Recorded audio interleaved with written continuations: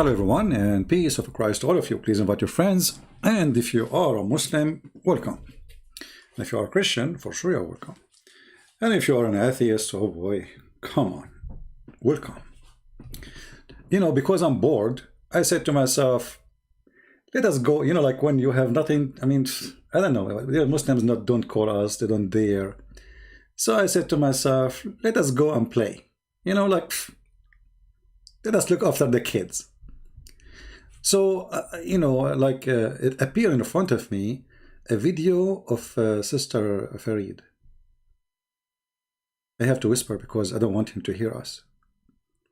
You know, if he hears us, he might join us. And if he joins us, I will be in trouble. You know, we told this kid, if you are brave enough, call me, I will call you. And the one who hang up first is the loser. Still he won't do it. Like Mimi Hijab, he hang up on me 7 times in less than 3 minutes.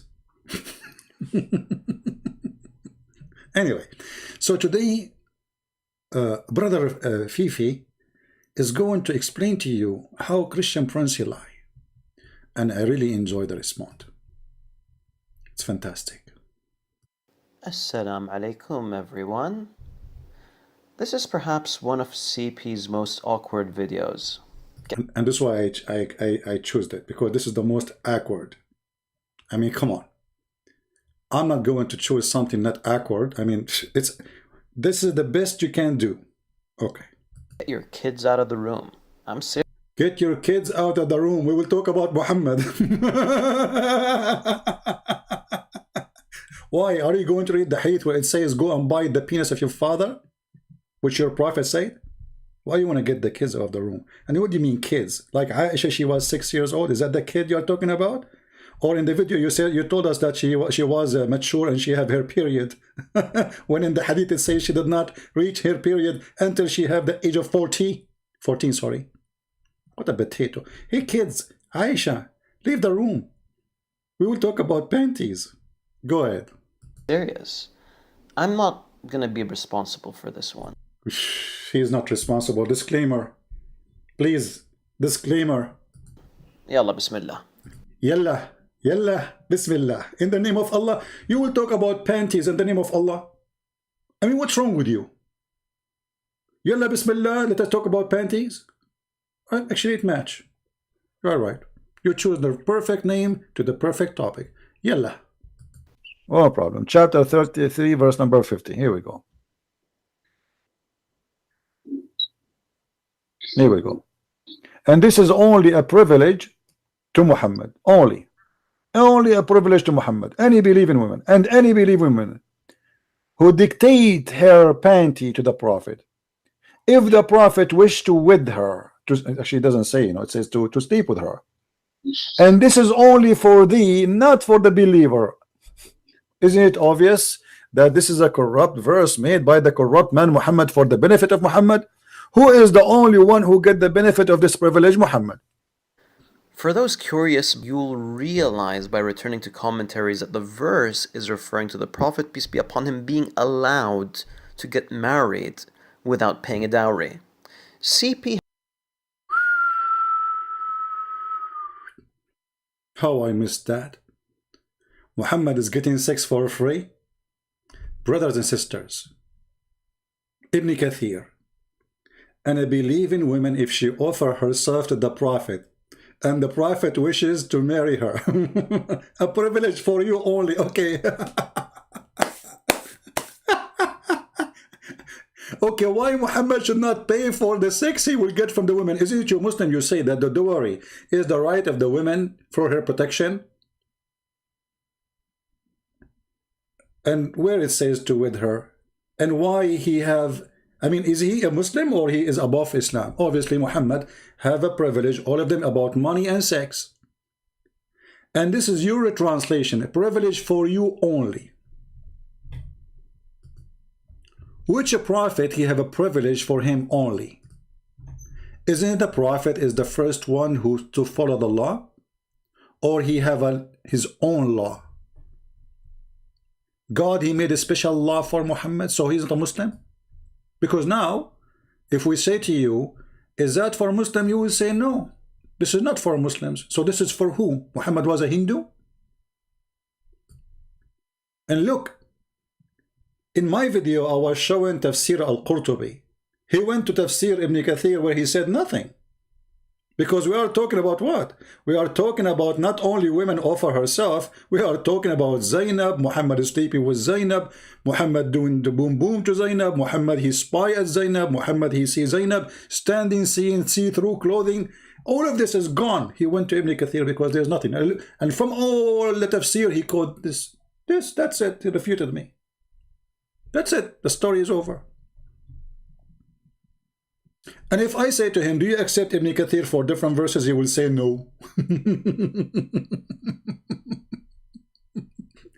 Like this idiot, when he spoke to me with Mimi Hijab, he said to me, oh, you said that Paul is a messenger of Allah in Ibn Kathir book. Huh? It says there the reporter is this guy. Give us, I give you 3 seconds to give me the reference. 30 seconds. And then I was reading from different book of Ibn Kathir. And both idiot, they were reading the same tafsir. I was reading from different book. I told him, I'm reading from different book, you idiot. So he refuted me now by saying Ibn Kathir, he said, this is only privilege for the Prophet, just not to pay dowry, that's all. That's all. Yeah. That's the only privilege he got. Poor Muhammad. Look like Allah is not favoring Muhammad at all. Go. Let us hear more. He has a completely different interpretation, which is... I was reading Al-Qurtubi. It's my interpretation. much more than just an interpretation. Rather, it's just an outright lie. This is what it says. This is about those are the whores of Muhammad. They are not his wives. They are offering themselves for sex.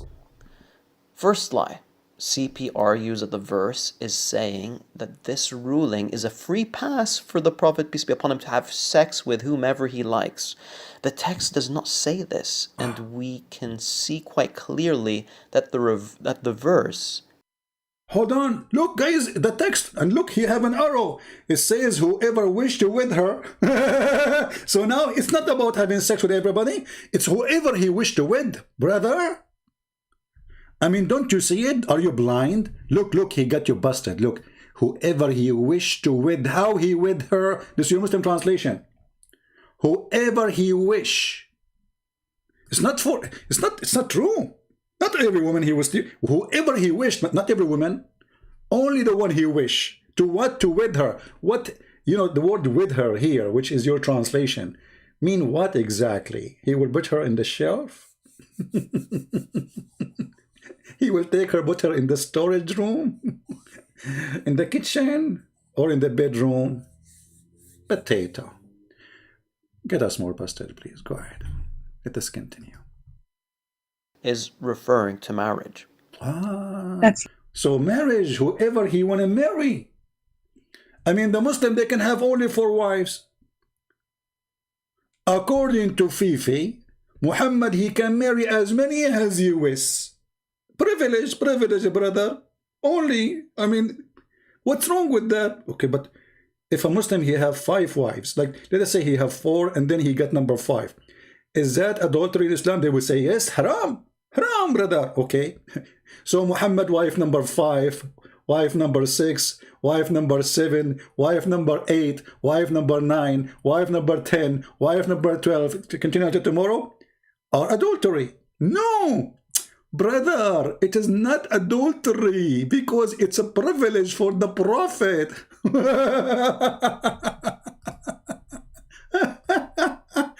Unbelievable. So the Prophet is a poor guy. I mean, come on, he have too much stress on him, and Allah give him privilege to his private part. Look, every sister Fifi, he can be one of 4 chickens, marrying 1 rooster.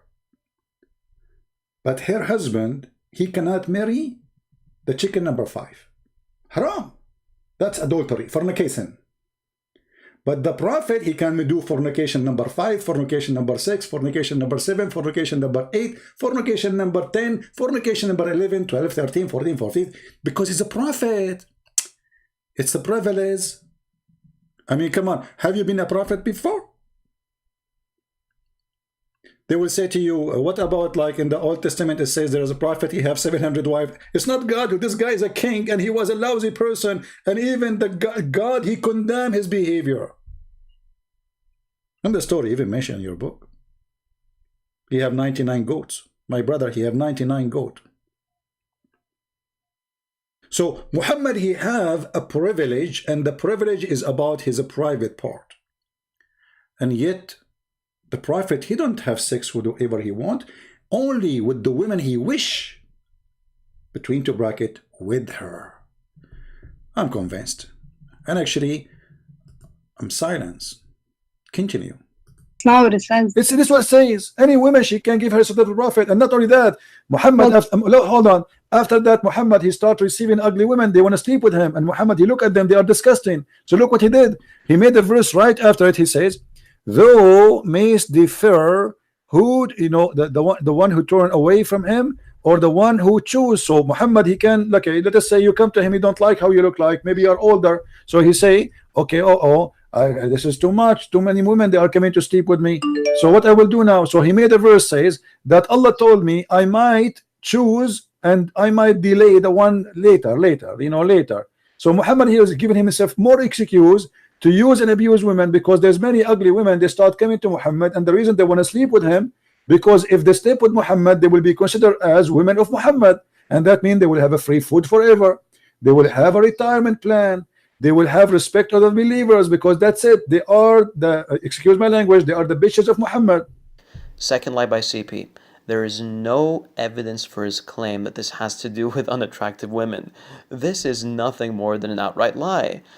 The previous verse, verse 50, doesn't even state that it is an obligation upon him to have intercourse with every woman that Look what? It's not obligation for him. It's a privilege. Do you see the difference between obligation and privilege? Isn't it you who posed for us a second ago saying this is a privilege? How a privilege will be obligation? Idiot. So he is trying to refute me, saying that this is not obligation. For sure it's not obligation, but now he have to give an excuse why he is not accepting the offers. Let us go to the hadith so we can laugh together. The yellow pages of the Muhammadan, the laundry of Muhammad.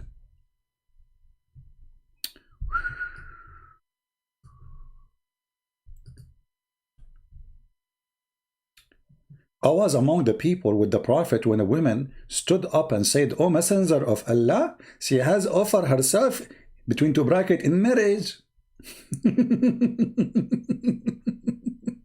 He's so handsome. I mean, you cannot do what you can say. I mean, women, they are lined up. So see what you think of her. He remained silent.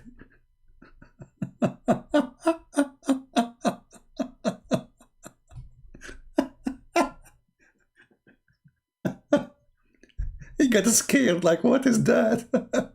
What I did to myself, I said, any woman, she offer herself, and those women are offering themselves. And look at this woman. This woman, she don't look like a woman, she looked like a man. And the Prophet did not give an answer. He was thinking what I would do now. I will get rid of her. Then she stood up again, and she said, "O Messenger of Allah, you know, she had offered herself in marriage to you. So see, what do you think of her?" And Muhammad is not answering. Obviously, he don't like her. Like what? So a man stood up and said, "Marry her to me, O Messenger of Allah." He said, "Do you have anything?" Look, Muhammad want to do business. He want to get rid of the woman right away. Finally, we got somebody. Okay, do you have anything? The guy, he said, "No." He said, "Go and look. Even if you have a ring of iron, I will just take her away." So he went and looked, and he came and he said, "I could not find anything." Not even an iron ring. He said, "Have you memorized anything from the Quran?" He said, yes, surah such and such. He said, okay, I will marry you to her in the basis of memorizing the Quran. But the woman, she offer herself to the Prophet. So is it a privilege that if a woman, she offer herself to you, you give her to someone else? Did he even ask the woman, do you like to marry him? If this is marriage. Shouldn't he ask the women? I mean, the woman, she came, she said, I want Muhammad. I'm crazy about Muhammad. Muhammad, he is sexy and you know it. And then what do you do? Because she is a bad-looking woman, obviously. He gave her to someone else. Who gave you the right? Is that a privilege to the Prophet? I marry her to you? Or she gave herself to me, so now I own her. So I can give her to you. What is that? Based in what logic, what religion? A woman, she offered herself to the Prophet. The Prophet, he gave her to someone else.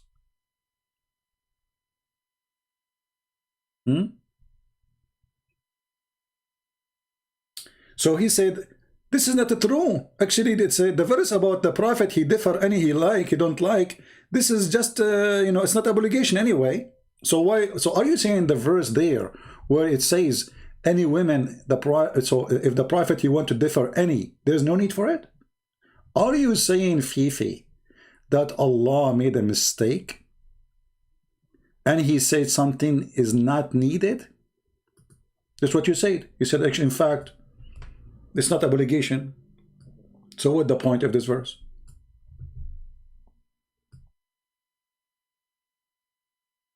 If it's not obligation anyway. Correct, guys? We heard Fifi saying that it's not an obligation. And as long as it's not obligation, that means there's no reason for this verse to come.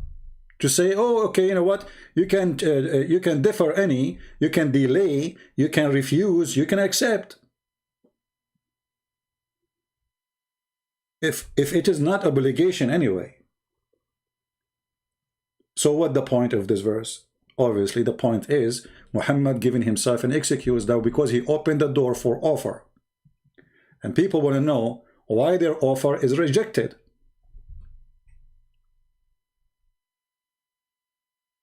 Like you go to a government and you are a good citizen like Muhammad, you only kill and rape and steal. That's only the crime you do. You're a good citizen. And then you apply for the government and they say to you, your application is rejected. Shouldn't you say, know why? So this verse here, verse number 51 in chapter 33, says, you may differ, turn off any of them away. And you can receive any who please you. This is a privilege to the Prophet. See? Obviously, Allah, he is not favoring Muhammad's sexual desire. And this is why Aisha, she said, Inni ara rabbuka yusari'u ila hawaka ya Muhammad. I see that your God, Muhammad, he rushed into your desire, Muhammad. What desire he's talking about? Sex. Aisha, she said, I was jealous. I was jealous. Jealous from what? So Muhammad, by giving those verses, he silenced the wives who start complaining. In the same time, he gave a legal reasoning for sleeping around with as many as he want, because it's a privilege. Let us go back to our sister Fifi. Peace upon her. Approaches him for verse 51 to be introduced as an alleged cop-out. Of course, I'm referring to CP's sinister interpretation. Lady, do you see what it says here? Yastankihuha. Yastankihuha is a continued verse, and you speak Arabic, don't you? Okay, so is it if continue? Is it continue? Yes or no? Am I lying? It's ing to F her. This is not to marry her. Marry, you marry only once. Okay, not so why does it say if the Prophet wishes to wed her? What does that mean? What is with her? There's no with her here. Okay, so, and nikah in Arabic means marriage. No, let me show you. Here we go. I will show you from your Islamic website what is the nikah mean. Give me a second. Here we go. We don't make things up, lady. The third lie by CP is that the term yastankihuha does not mean to wed. In fact, the common usage of the term yastankih is to wed. His denial of this and preference of to have intercourse is one that is hate-driven. CP will be refuting himself shortly, by the way. Let us see. In Islam, marriage is not restricted of a platonic relationship between a husband and wife, nor it is solely for procreation. The Islamic term of marriage is nikah. You see it? Literally means sexual intercourse. So marriage is about. See how the CP he refuted himself? Fifi, he said, in few seconds the CP will refute himself. How? This is the refutation. Yeah, are you serious? I'm not saying that. It's you who's saying that. There's no marriage in Islam. You don't use the word marriage, you say the F word. We as an Arab Christian, we use the word zawaj. You as a Muslim, you use nikah, the F word. It's quite funny how CP seems to think that he's found something here that's useful for him. It doesn't matter if the origin of a word is... Stop! The origin of the word? This is the origin, but it's the same word. What origin? And this is your Muslim website.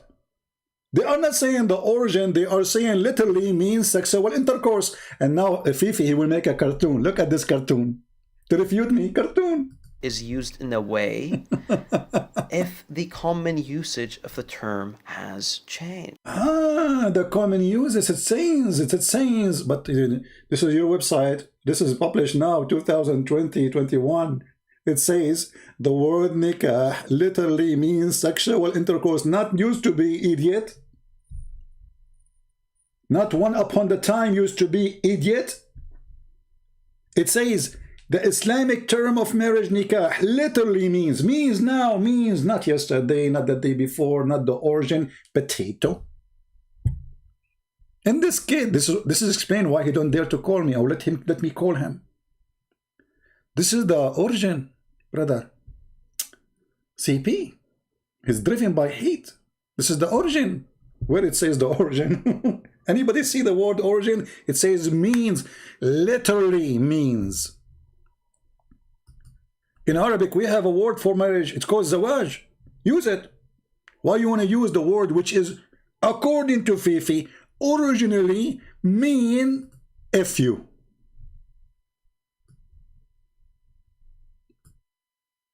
Why you want to use it?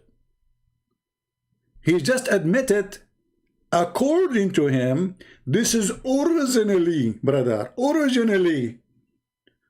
But the Muslim website says no. Literally means. This is what it means. Not used to mean, before it used to mean, in the past used to mean, centuries ago it used to mean, thousands of years used to mean. It means. Means. And this is your Muslim website. So he could not answer, so he said, originally, this is originally, brother. See, we got you busted. And now he will make a cartoon for you. So you can laugh. I want to laugh too. Originally. Play the cartoon for us. Imagine this scenario.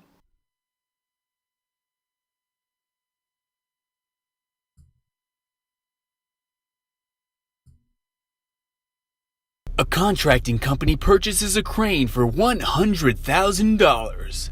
After making the purchase, the salesman pulls out a dead crane from behind the desk. The contractor says, "What the heck is this?" The salesman, a middle-aged, grumpy Arab Christian, responds, I am a scholar, you are a donkey. The salesman is arrested for fraud and the people rejoice. Yay! Yay! The end. The end. There's none. And he is arrested. This is the most important part in the story. He got arrested too. You potato. You just made yourself a joke. So you are saying that your God Allah is using a word which originally mean to F you because he is short in the language. And now there's a guy, he is a middle-aged Christian, as you called him. He's a grumpy. Like what? 54 and 6 years old girl? together. Hey, wife, where are you? Come on, come from under the table. Yeah, come on. Grimby. So, Allah, brothers and sisters, this is the origin of the word. Yes, this is true. Fifi agreed. It's the origin of the word mean to if you. And the word to if you became marry you. Subhanallah. And look, in the video I asked the women why it is ing. If you want to marry, you say I want to marry, not ing. You don't do marry every 5 seconds. You know, you marry the women once and that's it. Yes, thank you. So he is going to if her non-stop. Excuse my language. But I'm so glad about your cartoon, and obviously you did refute me. Crane, the same word crane, it can be used for the word, for a bird, and can be used for a machine. Like you idiot. The word you are using in the Quran for the marriage is zawaj. Zawaj. Let us show you something to get this potato busted. He is too little, but because I'm bored, as you see, what we can do. That's what happens when you are bored.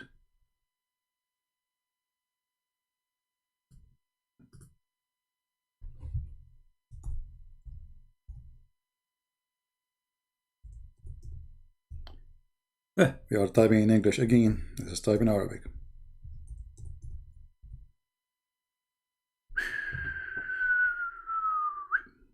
Me. Let us see how the word yankah will work for Fifi and Mimi and Sisi. This is a chapter 4. This is a chapter 4. It says the one who could not do nikah to the believing women, free believing women. You see here the word wed. This is the word nikah, supposedly. They translate it as wed. Okay. You may wed believing girl among those who your right hand possess.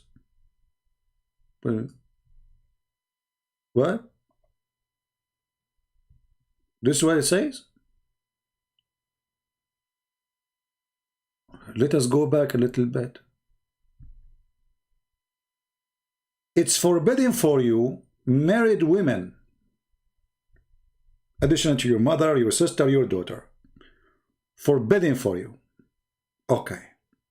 Forbidden to do what? To do nikah. Okay. It says here, وَلَا تَنْكِحُوا مَا نَكَحَ آبَاؤُكُمْ. If this is marriage, it's mean don't marry who your father married before you. Perfect. So the word here, the origin word is to if them. According to Fifi now, it's not to if them, it's to marry them. So marry not women who your father married or he slept with. Let us see. Forbidden for you, between two brackets, in marriage. Okay. Those following women. Your mother, daughter, sister, father, sister, mother, sister, etc. All of those women are forbidden for you to do nikah with them. According to Fifi, this is marriage. Let us see here. Also forbidden for you, women already are married, except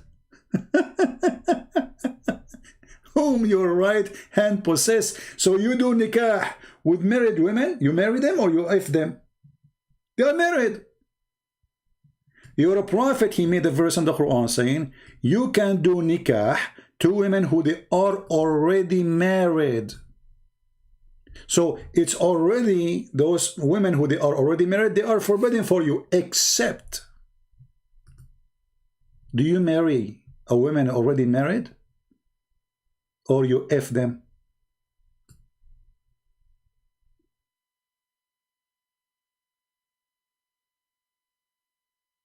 The verse after it, it goes farther. Hey, Abdullah, after we finish the video, my friend, I will let you call me, no problem. Just give me some time. I told you, finish the topic, we will take your call. You are welcome. Read this verse here with me.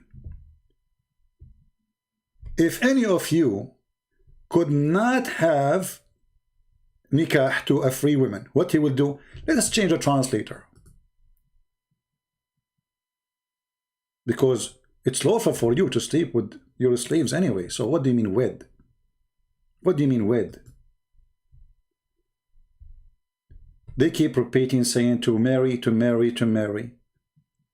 Okay, as an example, Muhammad, he have a woman, she is his slave. Her name is Mary the Copt.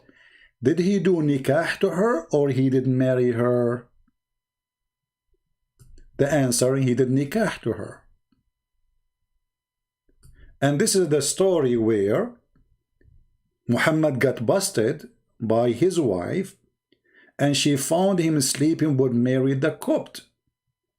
Was Muhammad doing nikah to her as effort or nikah to her as wedding her? Muslims, you know, they say to you, oh, this is a woman he married. Liars. We can show you the fatwa where it says the Prophet never married Mary the Copt.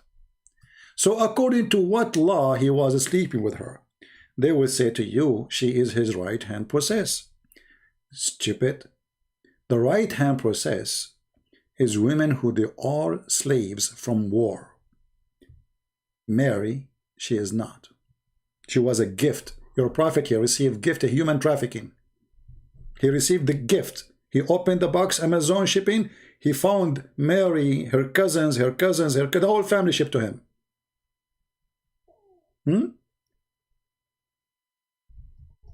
Let us find the fatwa, so the Muslim will not say he married her.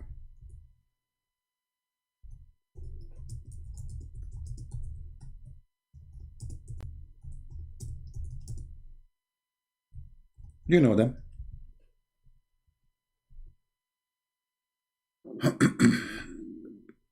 Oh, my stomach is talking.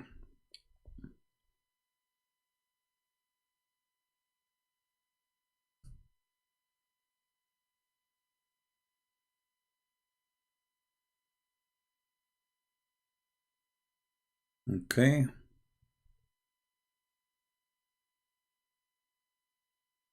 I'm just searching for the thing, the fatwa. Okay, here we go. This is the Muslim website, Islam question and answer. Those supposedly are scholars, not like Fifi and Mimi and Susu. Fifi, he say Allah have hands. Muhammad hijab, he says, who said so? Okay. Question.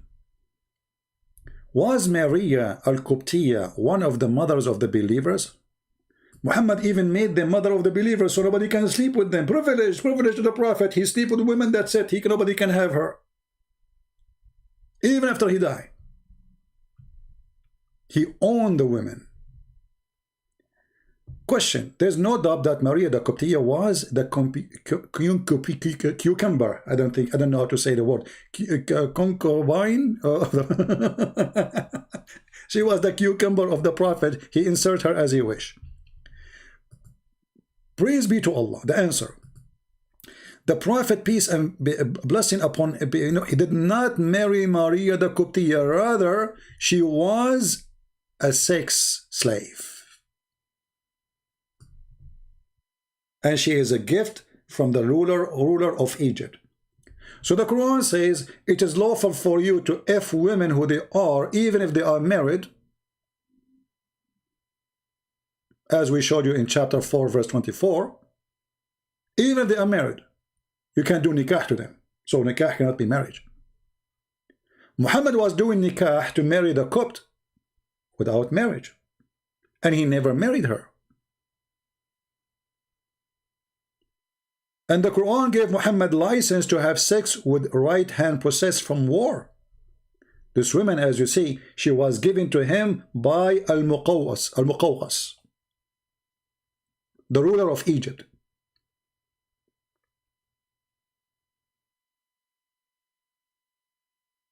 And she was a Christian woman. He used to rape her every day.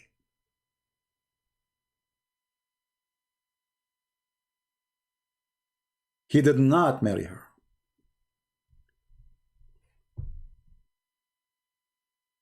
What kind of a man he is? You see, when Abraham, he wanted to have a child, and Sarah is old, and he is old, and she cannot have a child, he married his servant. He did not jump in her bed and rape her.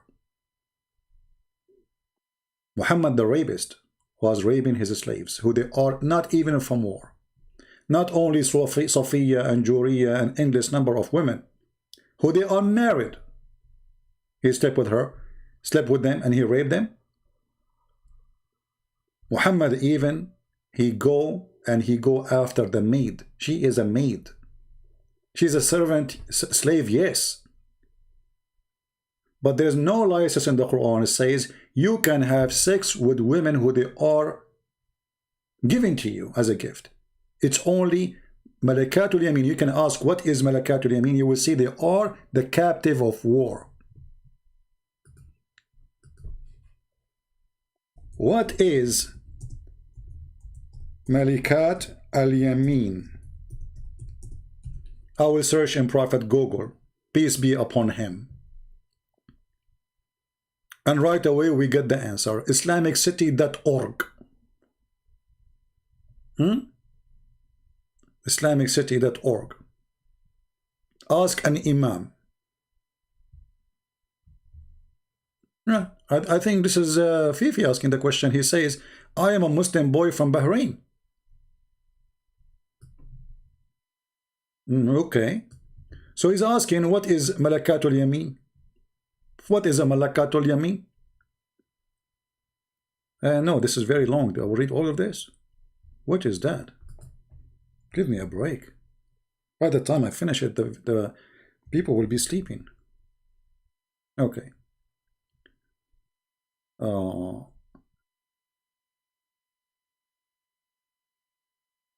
They are a spoil of war.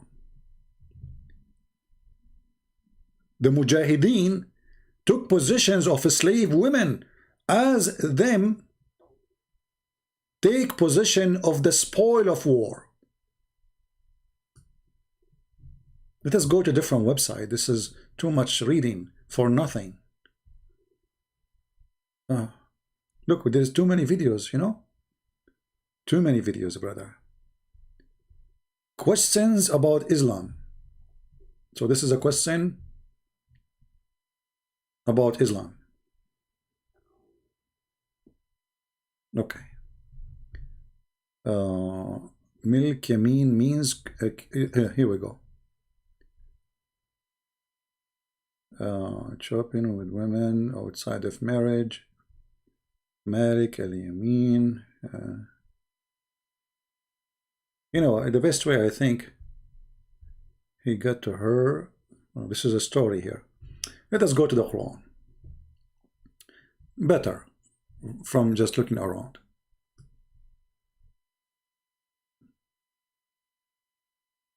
Actually, it's in front of us where we are looking. Here we go. In the Muslim translation, it says the captives.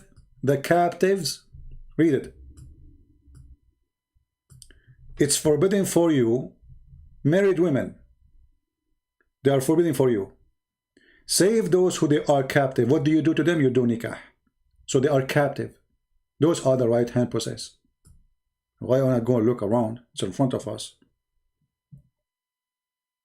So Muhammad, he legalized it, and he using the F word instead of the word marriage, because there is no marriage in Islam. You know, when Muhammad, he said, if any man and women, they like to F each other for 3 days and 3 nights, did he say the word marriage? Did he mention the word marriage? Let us go and see.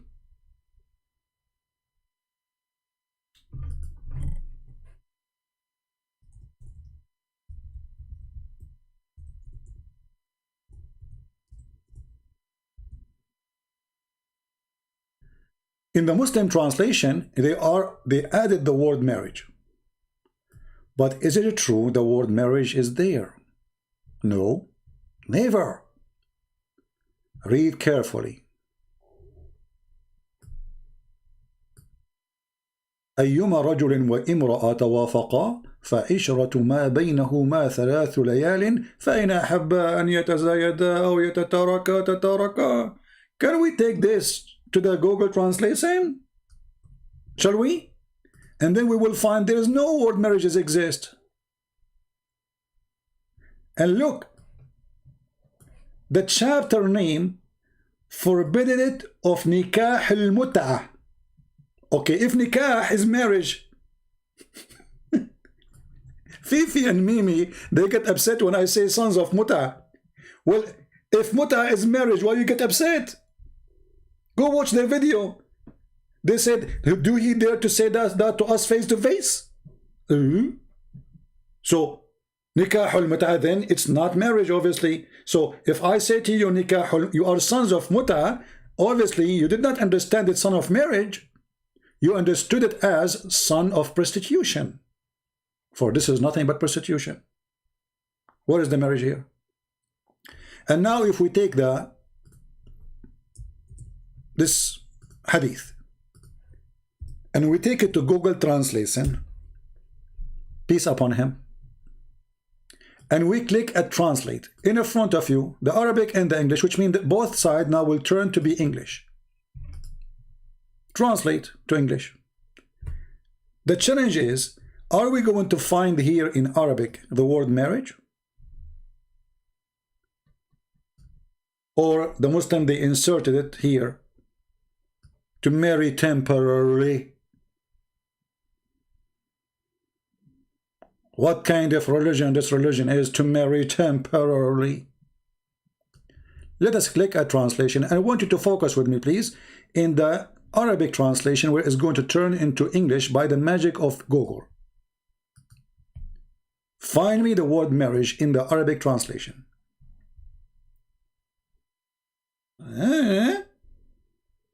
There's no marriage. Any women and man, they agree together to do boom boom for 3 nights, not the translation here is wrong, 10 nights, 3 nights, and they'd like to increase. They increase. If they like to leave each other, they can leave each other, but there's no marriage. And now Fifi, the smart boy, he will say to you, it says here this is abrogated. Why, Allah, he found that he's wrong? Or because people start asking questions like us, what kind of religion is, where people, they go and rent each other for one night stand. So there's no marriage.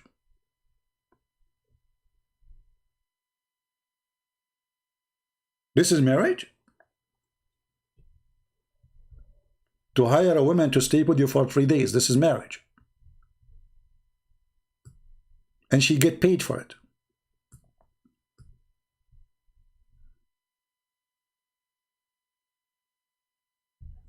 Unbelievable. And then, if we go, let us do this a little bit.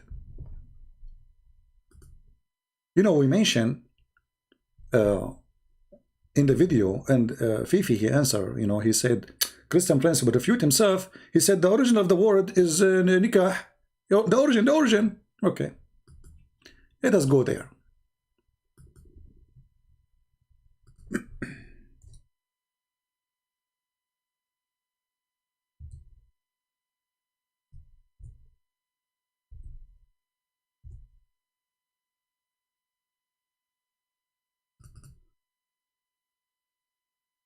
Let us go there and see what is nikah. And again, we will use Muslim website, not me speaking. Here we showed you that the word nikah means literally sexual intercourse. That's it. Okay. But how you do nikah with the women in Islam? What is the duty of a woman in Islam? The women who will do, you will do nikah with her. What is that? what she is exactly doing. Read carefully. In some work, let us zoom in.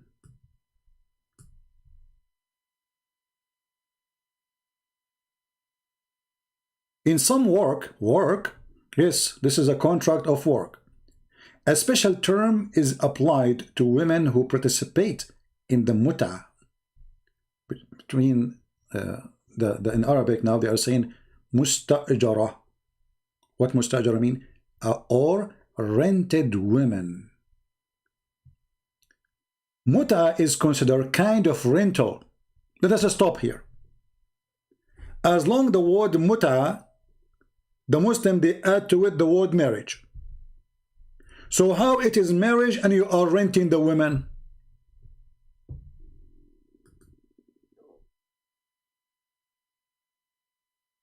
Are we following, people? How this is a marriage? Oh, the screen is off. I apologize. Okay, it's on now. It's on. So how it is marriage? Let us read carefully again from the beginning. In some work, a special term is applied to a woman who participate in muta mustajara, or rented women. Great. Fifi said the word nikah mean marriage. Nikahul muta, marriage for pleasure. I'm just replacing the word, right? The one he is using. Okay. How she is marriage for a pleasure and you are renting her?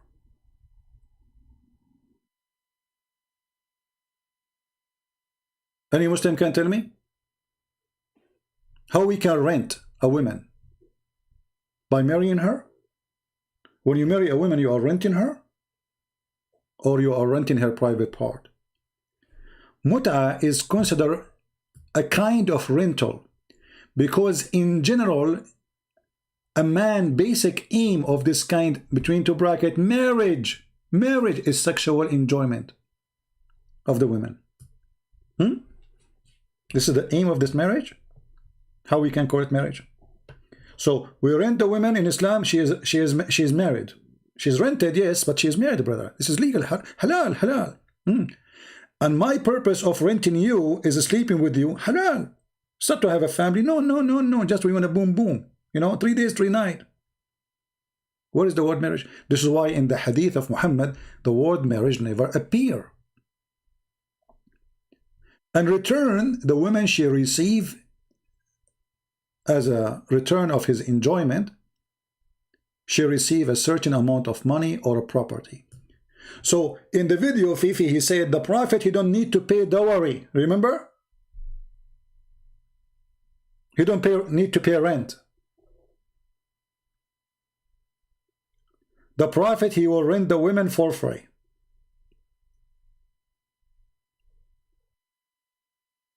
Rented women? In defining rental, just says that this is gain the possession of the benefit of exchange for a specific sum.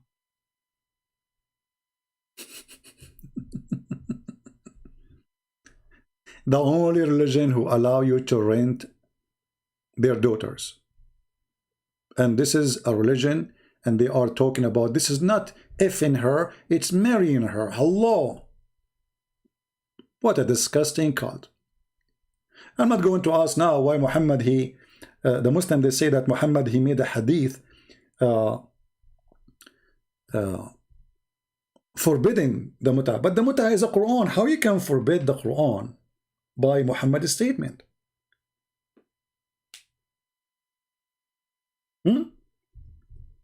Allah, he said you can rent women.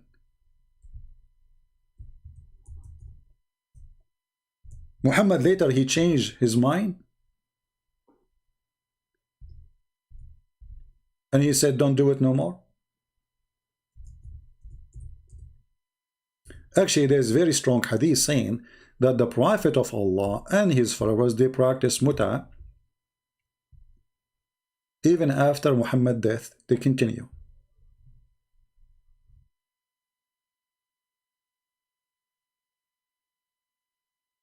Right?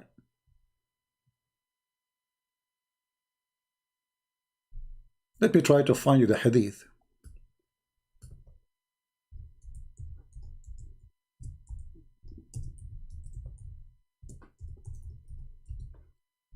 Give me a second.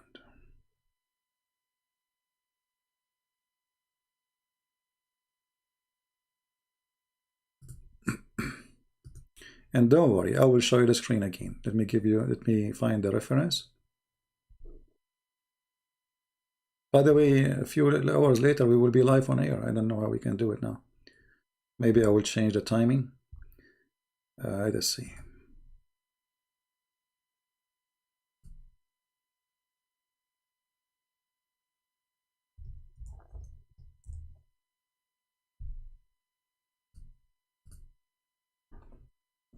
All right.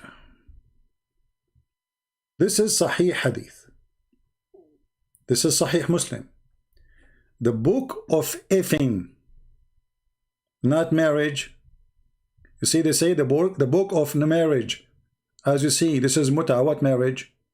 You rent a woman, this is marriage? All right. So here it says, Ibn Jurayj reported, and now Fifi will say Ibn Jurayj is a liar. He's a very well-known liar. All the companions of the Prophet are liars. And even the one who came after the Prophet, we are liars. The Muslims, they lie a lot of lies about the Prophet, because we Muslims, we cannot trust them. Anything the Muslims, they say to you negative about the Prophet, they are not really, those are liars.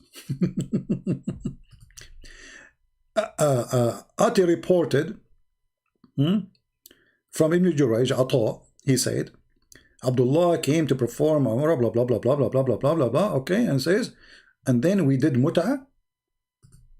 He mentioned the temporary marriage. This is your translation.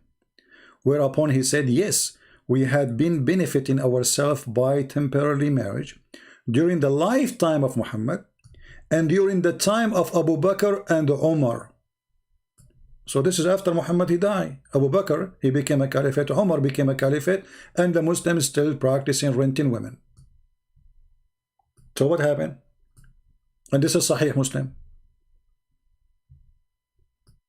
And let us put it for you on the screen. I know you are complaining. Again.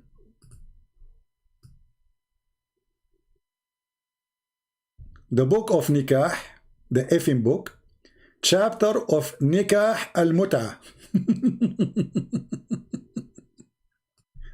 Permitted, then abrogated, then permitted, then abrogated, then permitted, then abrogated. What is this? Is it a joke? Was Allah changing his mind? Allow it, don't allow it, allow it, don't allow it, allow it, don't allow it, allow it, don't allow it, don't allow it. And then here it says,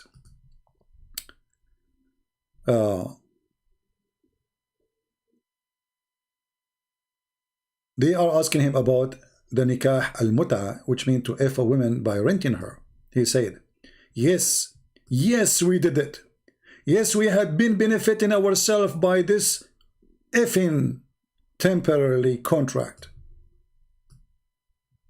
during the lifetime of the Prophet and during the lifetime of Abu Bakr and during the lifetime of Umar. So how the Muslim Sunni, they say, and this is Sunni book, that renting women, effing women as rental is abrogated. Very weird, stupid cult. They do as they wish. Whoever controlled the chair, he do as he wish. Egypt was Shia, overnight became Sunni. Why? We changed the caliphate.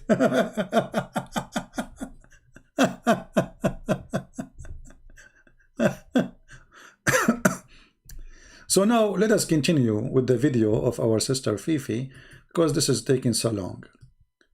But it's fun, isn't it? You know what we would do. We are having fun. Okay. He slept with many women, but there's none of them became his wife because it was just for fun. Fourth lie. I don't even need to comment on this. This is a baseless claim by CP. You are, let us say you are walking. I'm not insulting you, by the way. Don't take it as personal. Let us say you are walking in front of Muhammad and he saw you, he liked you.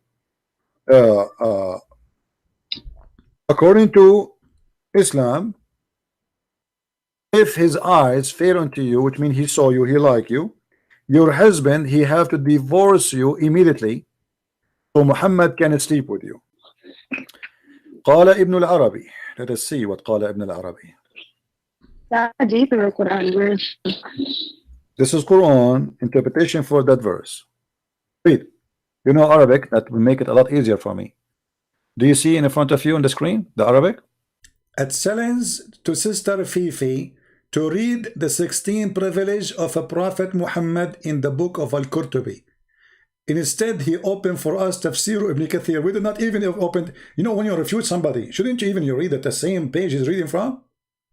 No, we opened a different book. Have nothing to do with the topic.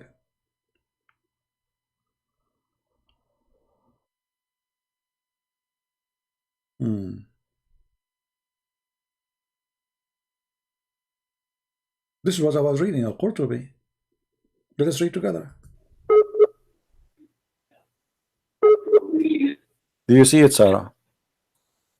I Do you see the Arabic?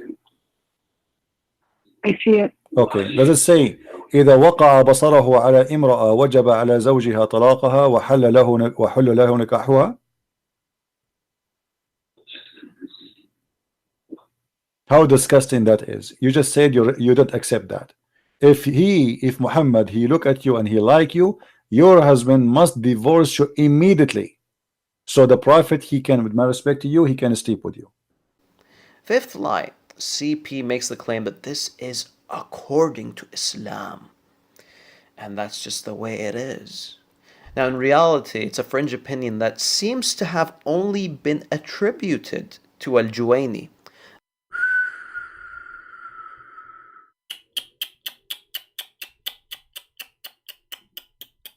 And look, he highlighted in this box. Okay, what do you say, Al-Juwayni? Where is the Juwayni? Where is the word Al-Juwayni? What is that? And look. You see the arrow? Because you don't speak Arabic, you think when you see this arrow and he put it between brackets, it says وَقَدْ مَضَى مَا لِلْعُلَمَاءِ فِي قِصَّةِ زَيْدٍ مِنْ هَذَا الْمَعْنَى. This is reported by many scholars, and many of them, you know, they spoke about it. So you are putting for me the bracket there for what? They don't know Arabic. We say whatever we want. The source that CP provides is Ibn al-Arabi, who actually points readers to a previous section in his commentary where he actually refutes this report and points out that it's weak. Potato. In this bracket you showed me in the screen, it's refuted? You coward potato? Where? Let me draw a blue line in the top of your line. I want this coward, the one who don't dare to call me, neither to let me call him, to tell me where here he refuted that. Coward, read, you idiot. It says regarding their saying that the Prophet of Allah, he saw her and he fell, and she fell into his heart, which means he have a lust for her. That is not accepted. Fabatil, you stupid idiot. Where is the refutation? He's talking about when he saw her, he fell into her. Where he spoke here about if he see a woman, the husband have to divorce her so that Muhammad can have her immediately. So the coward, he showed the page, and this is why you will see how fast this page will disappear in the video. He put it like for a few seconds. If I click right now, it's going to go. Disappear right away. He put it for a second.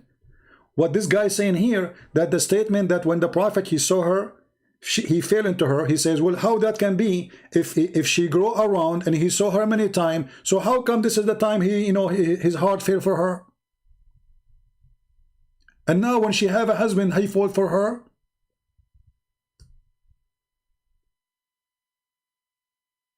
And did she offer herself to him? So he's saying, Zainab, she did not offer herself? Which is that have nothing to do with our topic. I just said to the women, and this is what he's supposed to trying to refute, that if the prophet, his eyes fall into a woman, her husband must divorce her. You said, this is refuting what I said where?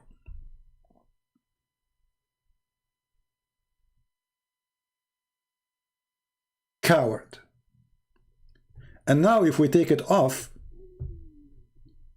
you will see that this statement appear in the screen for a few seconds. Let us go back. How long he will put it in the screen? A previous section in his commentary where he actually refutes this report and points out. Coward, this is not the same commentary, and you are an idiot. Let me show you. The same statement and the same book, and you are a potato.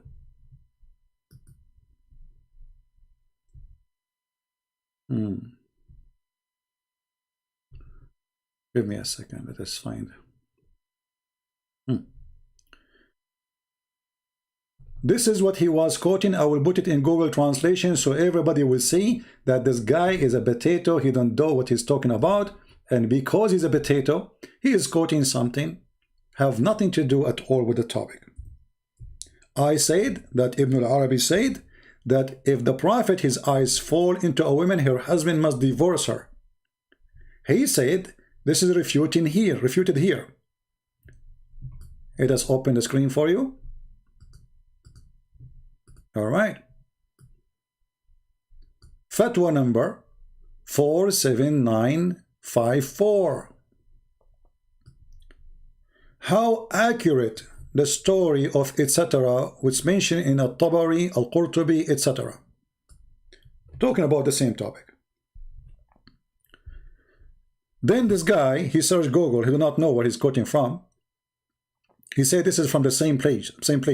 The place I'm reading from, you idiot, was Al-Qurtubi. Here what you quote for me is this part.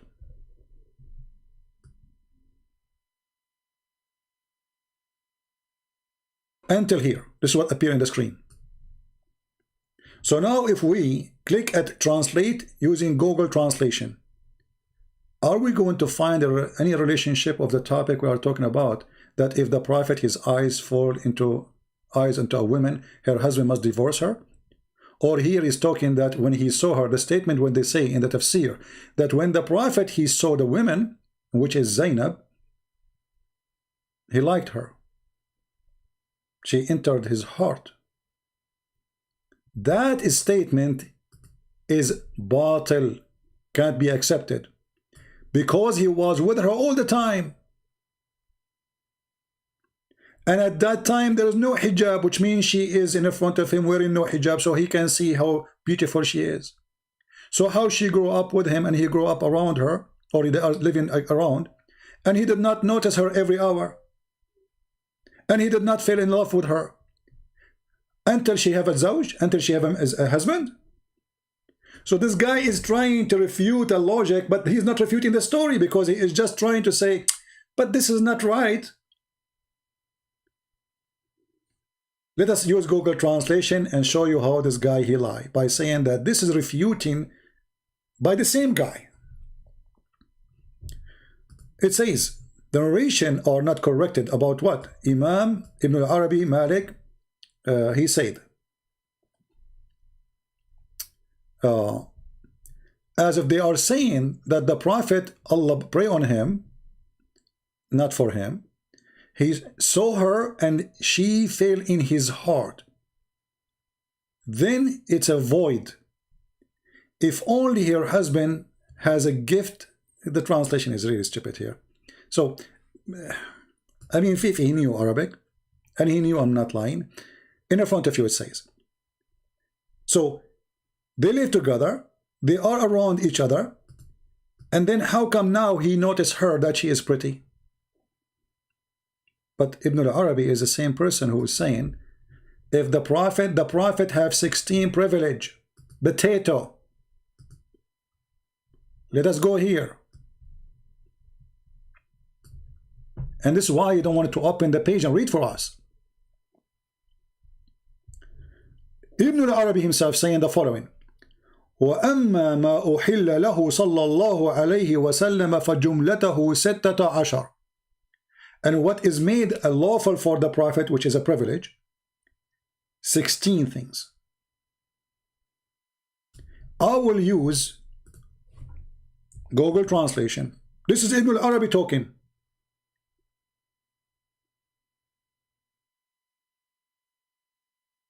And Al-Qurtubi is quoting Ibn al-Arabi about the privilege of Muhammad.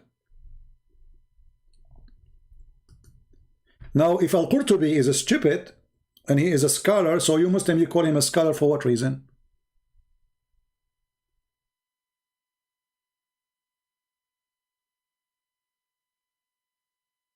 Ibn al-Arabi confirmed that this statement, إذا وقع بصره على امرأة وجب على زوجها طلاقها وحل له نكاحها. قال Ibn al-Arabi هكذا قال إمام الحرمين. And this is what the Imam of al-Haramain he said. And what other scholars they mention in the story of Zayd.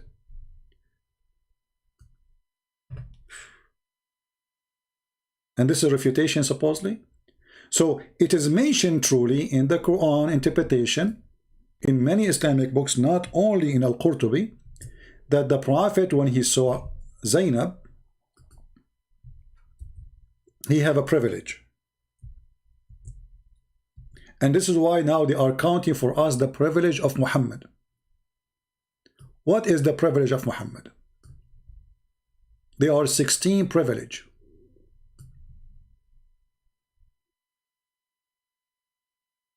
They are 16 privilege.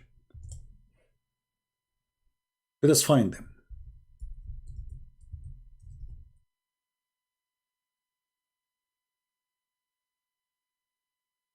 "16 privilege for a prophet of Allah."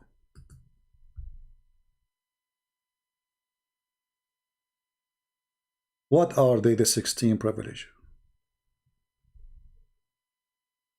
He start counting for us the privilege Muhammad he have in this page. And then until he arrived to the 10, most of them is about sex and booty. The best of the booty, privilege given only for Muhammad, the best of the booty, the best of the money, the biggest TV screen. And then he arrived to the one number 10. And he say here,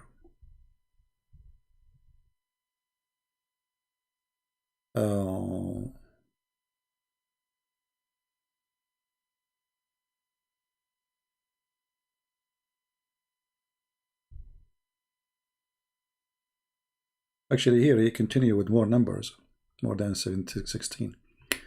Here he says,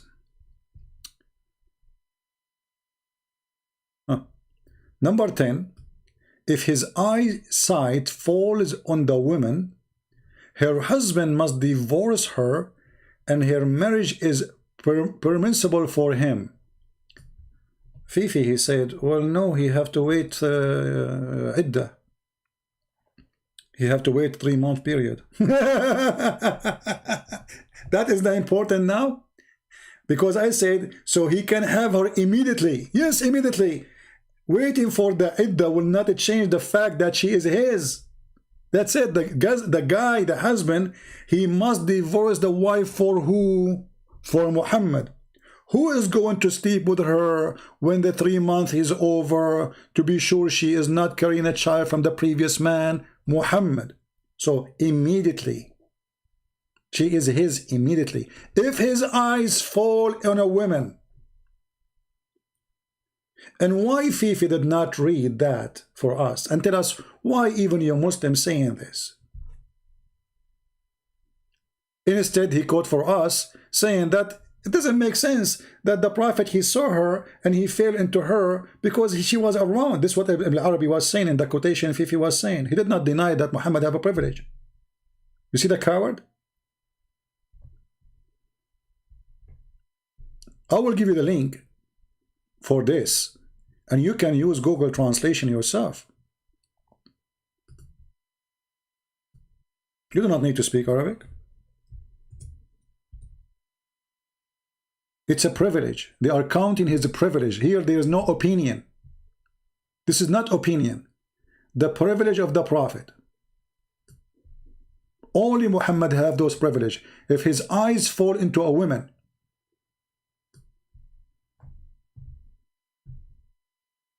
why Muhammad, if his eyes fall into a woman, the husband must divorce the woman immediately? No comment.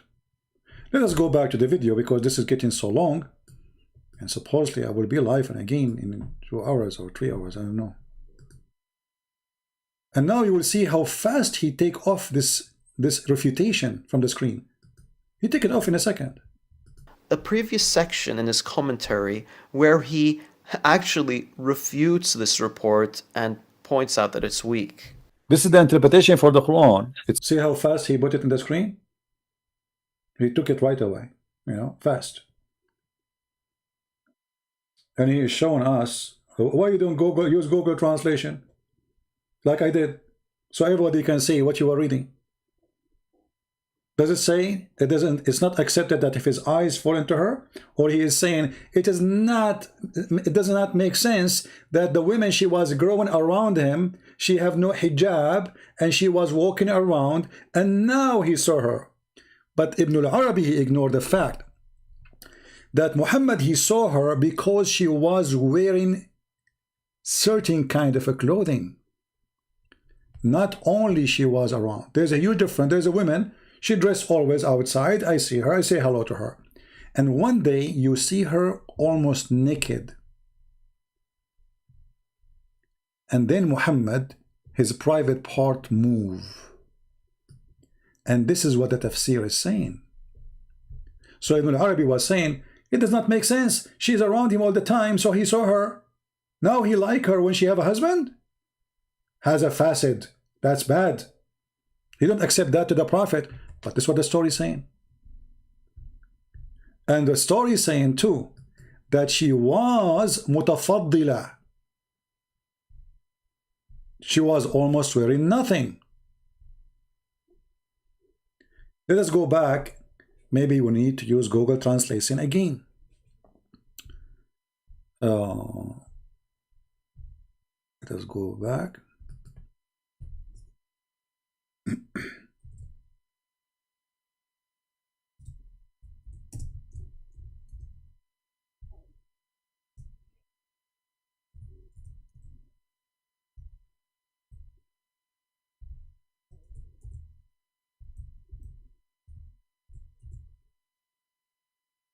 Give me a second.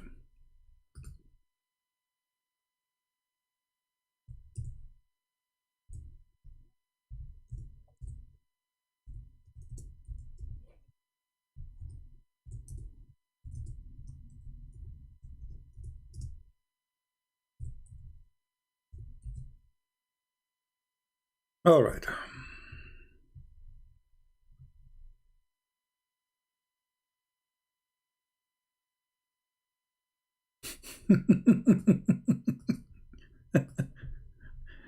Fifi refuting me. I like it. See what happened to you, Fifi, when I have time? Let us see now. Let us see what will happen.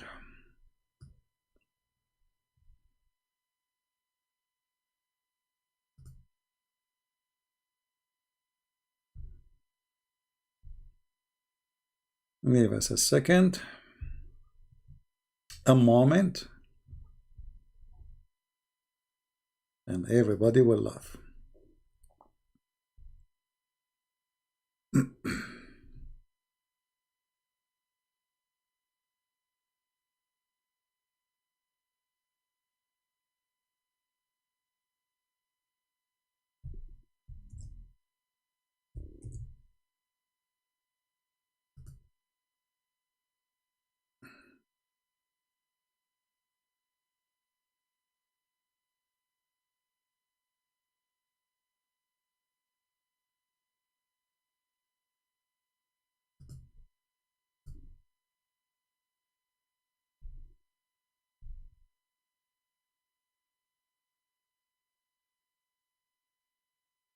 See,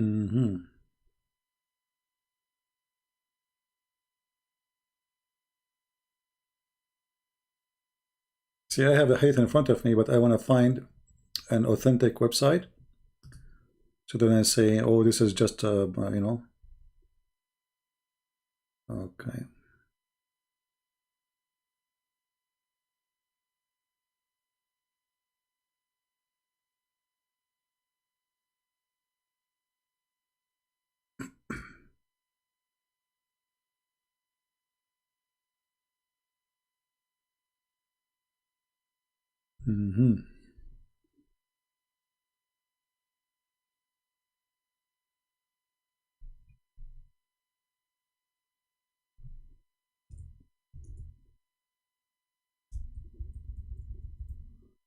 For some reason,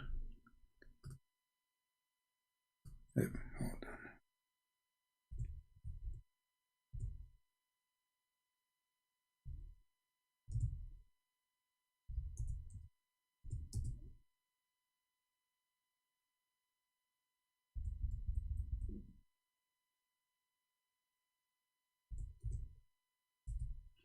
See, because, you know, we do not need to prepare for our what we do here, what we say. You know, you need to find the reference, so people will not say he is making things up. Here we go.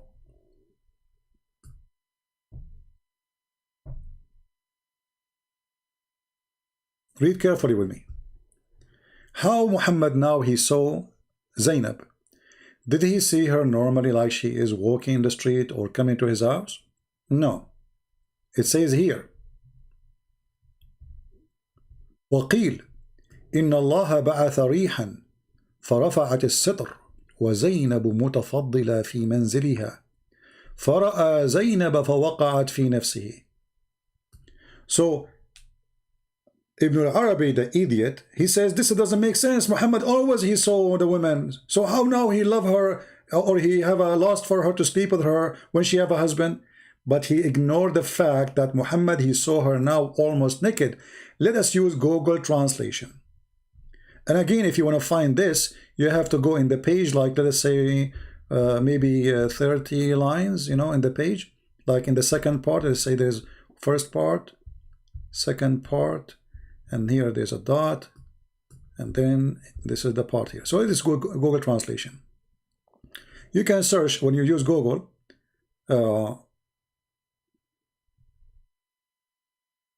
search for the word wind, maybe, in the page. That Allah, he sent wind, and that lift up the curtain. And Zainab, she was mutafaddila, which means she is almost wearing nothing. She is wearing clothing, you know, fit for a wife in the house. Mutafaddila, which means she is wearing something revealing in her house. And then he saw her. Let us click at Google Translate. Okay. And now let us search for the word wind, so we can find it easy in the page. So Allah, he sent wind, so she lifted the veil, and Zainab, who was mutafaddila, not best, mutafaddila, Google translation is translating the word mutafaddila as best. She was almost wearing nothing in her house. And then he saw Zainab, and she fall into himself. He have a desire. So the quotation, this potato he was quoting for us, this guy was trying to refute this point here. Not about any women, his eyes fall into her, her husband must divorce her. He said, but Zainab, she was with him all the time. He saw her many times. Even before the hijab was revealed, which means she was showing her hair. How come he did not like her? How we knew we didn't like her? I believe that Muhammad was sleeping with the women a long time ago. I believe Muhammad, he married her to Zayd so he can have access to the husband, because he is his son. So if people, they ask him, if the wife, she asks him, where are you going? He say, to my son. In the same time, he is sleeping with the women. I believe all this story here is a fabrication. Muhammad already is fornicating with the women, who is his own son by adoption. And here, ask yourself a question. This is what the Muslims say about their prophet. not the enemy of Islam. Why the Muslim want to say this, and why it is in their book? And the guy, like, did the Muslim threat him, change it, take it off? Did anyone call Al-Qurtubi a liar? Did they say you are not a scholar, you are the donkey? Why you publish his book? Why you call him Imam Al-Qurtubi? Imam. Why you call Imam Al-Arab, Ibn Al-Arabi? So the Muslims are reporting this story for us, and now the Muslim trying to deny the story which they reported for us. Can you believe it? And here you need to ask yourself a question. What this garbage is about? I mean, why all of this about sex? Muhammad, he have many wives. Muhammad, he have unlimited number of slaves. Why he need to take this woman? Because she is so beautiful and she is so white. And Muhammad himself is obsessed with white women. Read carefully. She have something special. Zainab, the Prophet once come to Zayd, which means the house of Zayd, asking for him. Okay, so he saw Zainab standing, and she was a beautiful white jasima, which means she was big. You know, in the old tradition of the Arab, if the woman is skinny, that means she is not healthy. Nobody will marry her, and nobody would like to have her as a wife, because obviously she is not healthy. This is their tradition. So the bigger she is, the hotter she is. Yummy, yummy. So she is so big and so white. And Muhammad, he saw her, and she was the most perfect woman of Quraysh in her beauty. So there is something special. Muhammad is following his lust. Muhammad already have wives. What we will do with the wives he have? Why he need more? Give me a reason. The Muslim, they can have up to 4 wives. Muhammad already passed that number a long time ago. Why he need this woman? She's white. She's massive. She have big boob. And you know, big boobs in Islam is so important. Even Allah in the Quran, he promised Muslims when they go to the heaven, they will have women with big boobs. Which is additional proof that Allah must be God. Because who is going to promise us big boobs save Allah? Only Allah can promise such a promise. Only good gods can promise such a promise. Bad gods will promise you women with small boobs. And then what do? You send them to Thailand to have a surgery? Think about it. So Allah in the Quran, he described for us the heaven. He says, okay, you will be sitting in your reclining in your couch, okay, and now you have a grape, and then they will give you a wine mixed with zanjabil, which means ginger, and then women with big boobs. I don't know even how to say the word. Let me read it. Now Fifi will make fun of my English. Follow potatoes. Batatas. Batatas. This is big potatoes. This is big potatoes. Allah, he promise you women with big potatoes. Hey women, how is your potatoes doing? Big potatoes. We do not need you no more. I will convert to Islam, and then I will go and get big potatoes. What do you think? Huge one. Potatoes. Look, it says there, follow potatoes, you know, something like that, you know. What is it? And supposedly they are refuting us. I mean, like, we got them busted. I mean, like, silence. That's it. That it. Christian Prince is silence. We refuted him. Lie number what?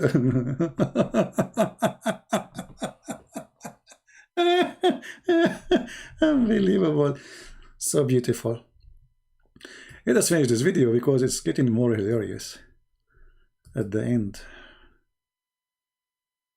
Oh boy. The god of boobs. Endless penis. It says clearly that if the Prophet of Allah, his eyes fall into a woman. Let us move this. We play this part. Let us move to the part he did not speak yet. Okay. Two lies here. As I've just mentioned, CP is using a false report from the Zayd and Zainab matter to argue this point. CP False report? I'm reading Al-Qurtubi. I'm reading, guys, I'm reporting false report. claims that this has to do with intercourse outside of marriage and that this should occur immediately. However, the text that CP is referring to clearly states that the Prophet, peace be upon him, got married to Zainab, not had. Look how good he is. He did marry Zainab. He did not sleep with her. There's a huge difference. Look at the good guy. He go to his son's house.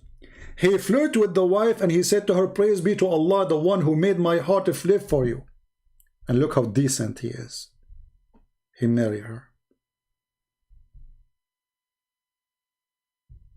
Can you be more decent than Prophet of Allah? You go to your son and the wife is there alone. And then you flirt with the wife. And you say to her with loud voice, my heart flip for you. The wife, she's big and white and beautiful. She start melting right away. The wife actually, the second she heard Muhammad saying such a thing, she could not believe it. She felt like she is in Havana and she want to dance samba. The Prophet flirt with me? The Prophet? I cannot believe it. He's decent. He's a good man. He flirts only with married women. Let us dance samba. My heart, he felt for you. Zainab, you're big and beautiful. Alhamdulillah. Take a beer. You can do that except Muhammad. Great, wonderful man. And look how decent this woman Zainab. Obviously, she is in bed with him already long time ago. When her husband, he come, she told the husband that your father was here and he said this. Imagine how painful it is that a wife, she say to her husband, your father, he was here and he said that he fall into me. And you are a poor son by adoption. The poor kid, he went to Muhammad immediately. And he said to him, please give me permission to divorce her. Even divorce, he don't have a permission to divorce by himself. You see, guys, the husband cannot even divorce the women unless Muhammad say do so. You see how much he controlled them? What kind of a man you are? You need somebody else's permission. And then he said to him, this woman, she is hurting me with her mouth. Well, that's mean Zainab, she is a bad woman. So why Muhammad want to have her? Exactly, this is the reason, because she's a bad woman. He don't want a good woman.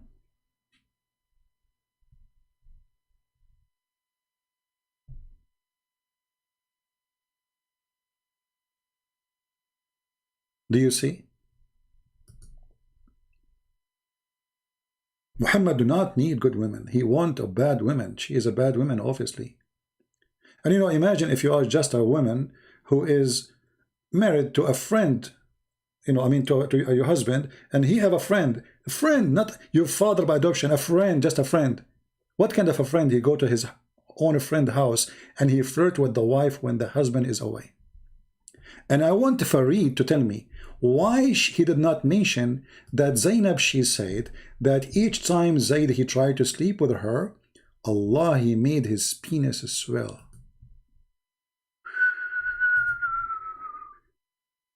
Fifi, I want you to put a picture of a penis which is swelling on the screen. And don't be shy. Islam, there's no shame in Islam, my friend. Shame is gone long time ago. Isn't you what Muslim you say? There's no shame in religion of Allah? She said here that after Allah Prophet, he flirted with her.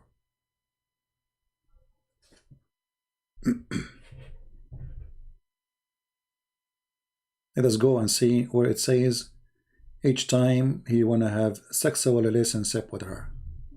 Give me a second. I mean, and you people, you say the Prophet, he don't have miracles? Liars. Let me show you this miracle. The penis is swelling miracle.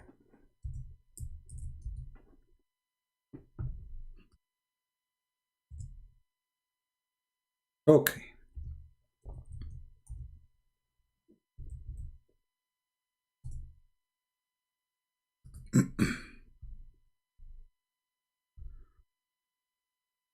I'm trying to find the story.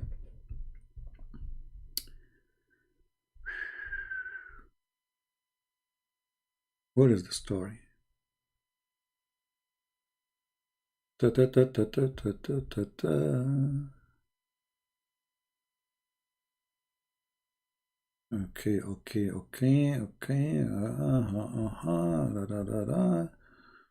All right.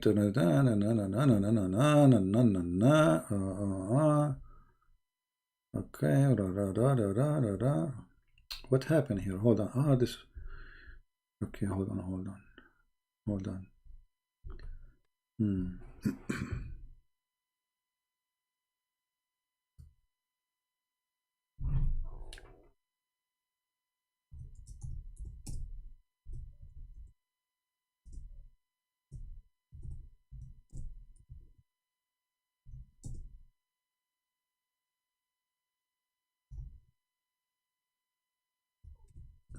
I'm finding the reference. Give me a second.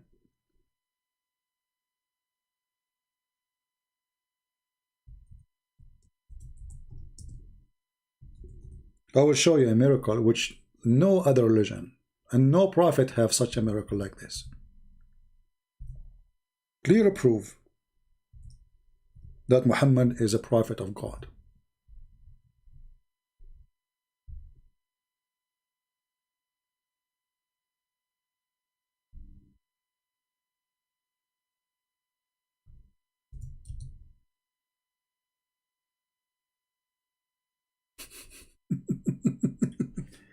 Guys, I'm looking for the reference and you will not believe what I found. I mean, Islamic religion is the most awkward, stupid religion ever. Look at this.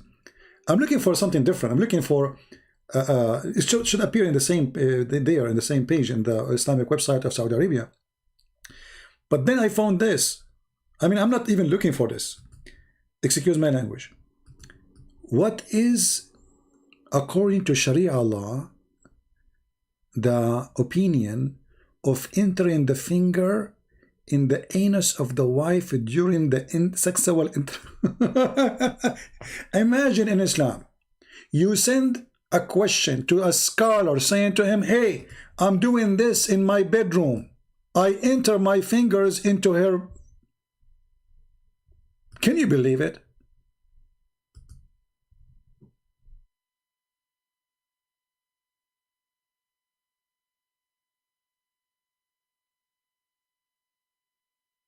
The translation, it says, cannot be translated. Why it's coming like this? Unable to connect to the shared server. What is that? It says Swedish. Hold on, let me change. For some reason it says, choose it as a Swedish. Google is confused. I think this is a Swedish language.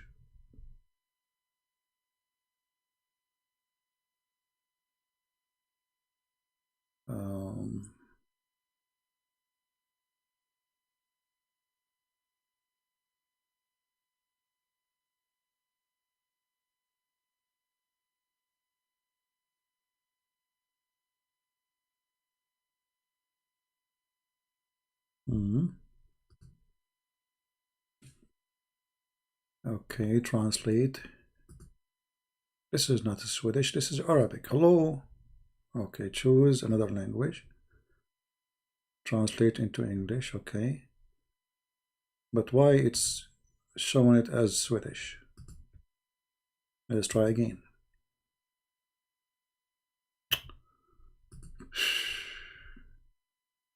Choose another language. Arabic.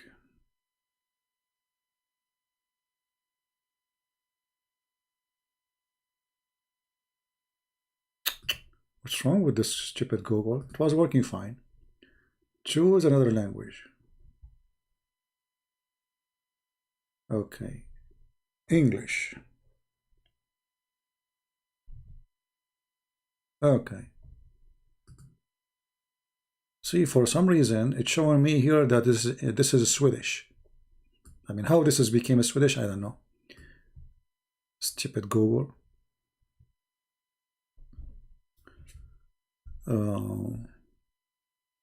This is why translation is coming.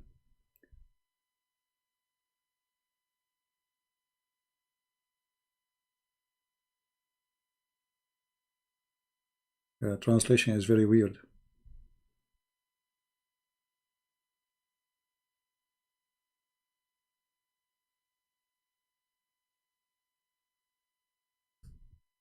It's hard to get rid of a glitter. What is that? I don't know. But anyway, this is what the question is saying. Now let us go back to the reference we are looking for.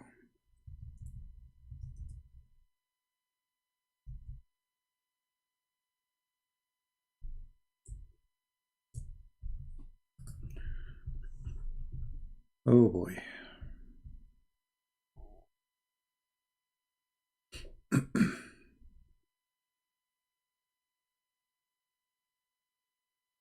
Okay, where it is. Give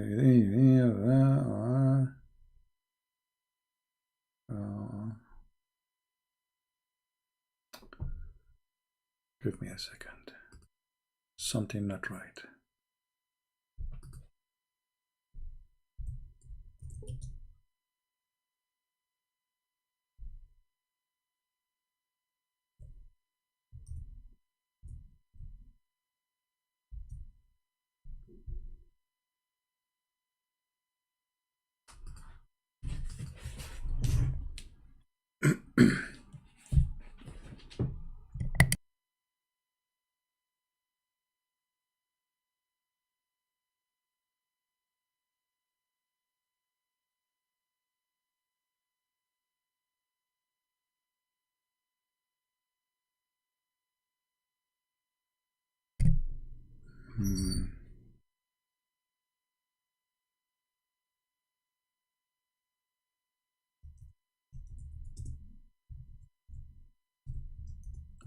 You know, I will not say something without showing the proof.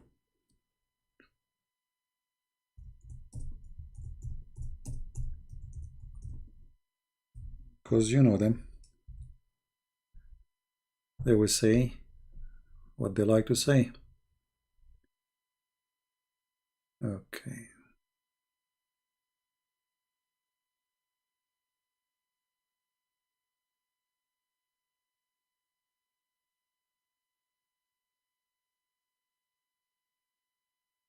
For some reason, I don't see it here in this page. It should appear in the same page. But there is something.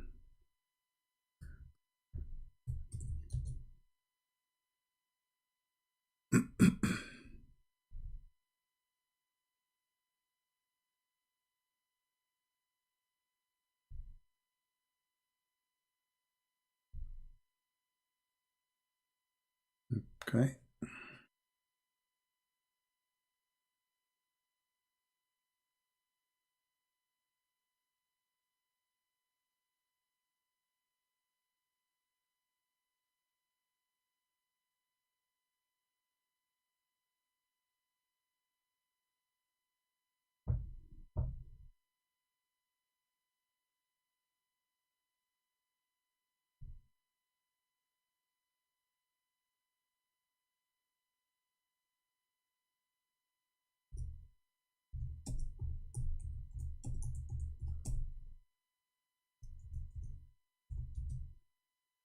We will find it. Here we go, we found it. It took a little bit of time, but it's okay. I mean, what we can do? Scooby-Doo.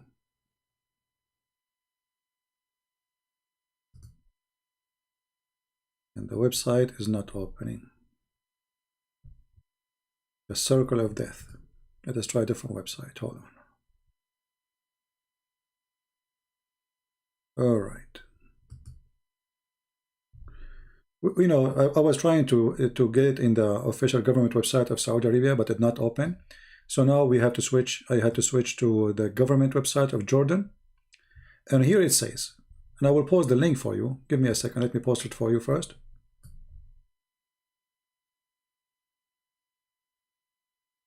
And you can do exactly what I am doing. You can use Google Translation. You can use what? Google Translation. You don't speak Arabic, yes, but there's no problem. So according to here, look at the story here. You see the part where it says in red. Actually here they even make it better for us.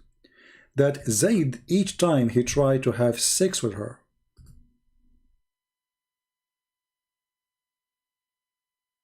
Allah, he made the penis of Zayd swell.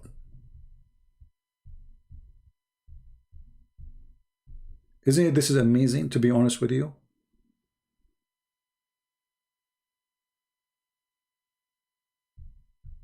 That now because the Prophet, he wanted this woman who is married to this man, and because he flirted with her, since he flirted with her, the man, he cannot sleep with her.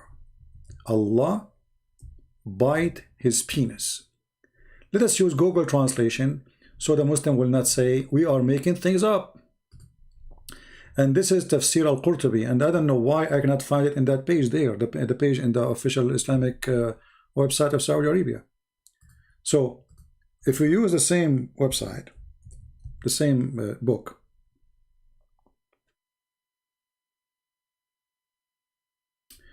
actually, you know what, let me do this, hold on, because I prefer to use it because this is appearing in different verse. Hold on. We have to go to verse number 37 and try to find it there. I mean, yeah, verse number 37. Let us see.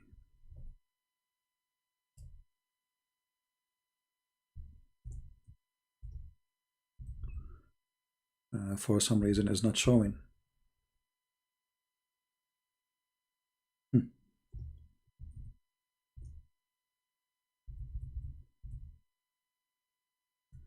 Well, still we can use the, you know, I mean, this is official government website too of Jordan, so it doesn't matter, really, we can use it. It's the same book. So this is Tafsir, the chapter of Al-Ahzab, verse number 37, as you see, official government website. They have it for you in red. All what you need to do, click Google Translation, translate to English. And let us see what the translation will say. Zayd gets swollen. This is Google Translation, but they are talking about his penis. He gets swollen, his penis, each time he wanted to have sex with her. Is it amazing?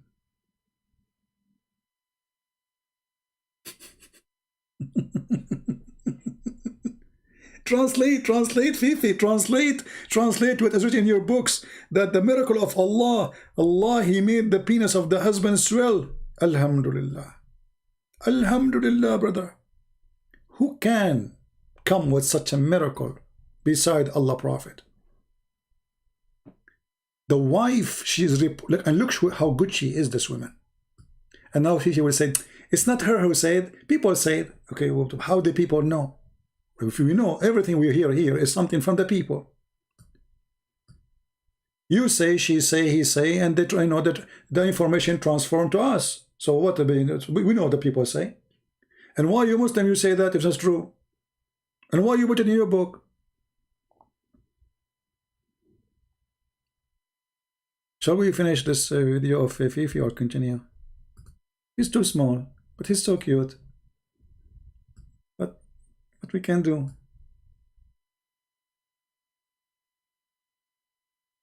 Very cute. Alhamdulillah. Religion of big boobs. So supposedly this guy, he refuted us, and like he knew everything, and that's it. We got them busted. On that is, so I can't read it for myself. This is the same chapter we are talking about, lady. I know you are not listening to me.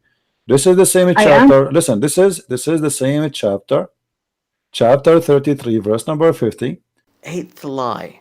So here is a screenshot of verse 50 from chapter 33. CP is arguing that this chapter states that if the Prophet, peace be upon him, finds a wife attractive, then the husband has to divorce his wife. Now, can you find that being said in this verse? In this verse, you idiot! I'm showing her on the screen that tafsir. She speaks Arabic. You see how you refute me? It doesn't say that in the verse.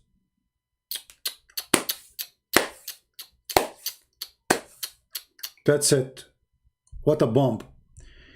In fact, you donkey, it says that in the verse. Let us go back to the verse so we can laugh. Allah is saying to Muhammad, you hypocrite, coward, liar. Why you say to the husband, don't divorce your wife when you like her? And I told you you will have her. Isn't she married at that time? Read carefully. Behold, though didn't say to the one who had received the grace of Allah and the favor, retain in wedlock the wife and fear Allah. Who's saying that? Muhammad saying. Allah saying to Muhammad, why you say that? But didn't Allah? But in your heart, you know what Allah, He made lawful for you. What Allah made lawful for him? To have married women. Her name is Zainab. In the verse we can find it too. Even though I was not reading the verse, I was reading the interpretation. What kind of God He say to a man who is a prophet of God? Why you are saying to the married man, keep your wife? If this translation is tough for you, we can change the translation. Let us change the translation. Because if he might don't like it, this is Yusuf Ali. Let us take Muhammad Biktal and Hilali Khan. Here we go. Sorry, Hilali and Khan. Beautiful brother. Translation, okay. And remember, when you said to him, to Zayd Ibn al-Harith, prophet whom Allah has bewitched grace and guide him into Islam. I mean, look at this guy. He added too many brackets. Come on, just a joke. Let us change this one, a different one. All those brackets. Let us see. Let us go to Biktal, maybe shorter. They add too much spices. And though it said this guy is copying Yusuf Ali. So Allah is saying to it, why you say to the man, keep your wife to thyself and fear Allah, and though didst hide in the mind that which Allah has bring to light. What Allah bring to light? That Allah, He gave Muhammad permission to have her, to have a married woman. At this moment, the woman, she is married to Zayd.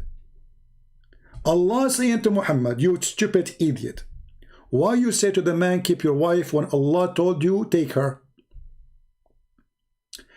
As long as potato, he like Ibn Kathir. Isn't it him who said he like Ibn Kathir? Let us go to Ibn Kathir. Shall we? Give me a second. Chapter 33, verse number 37. Ibn Kathir.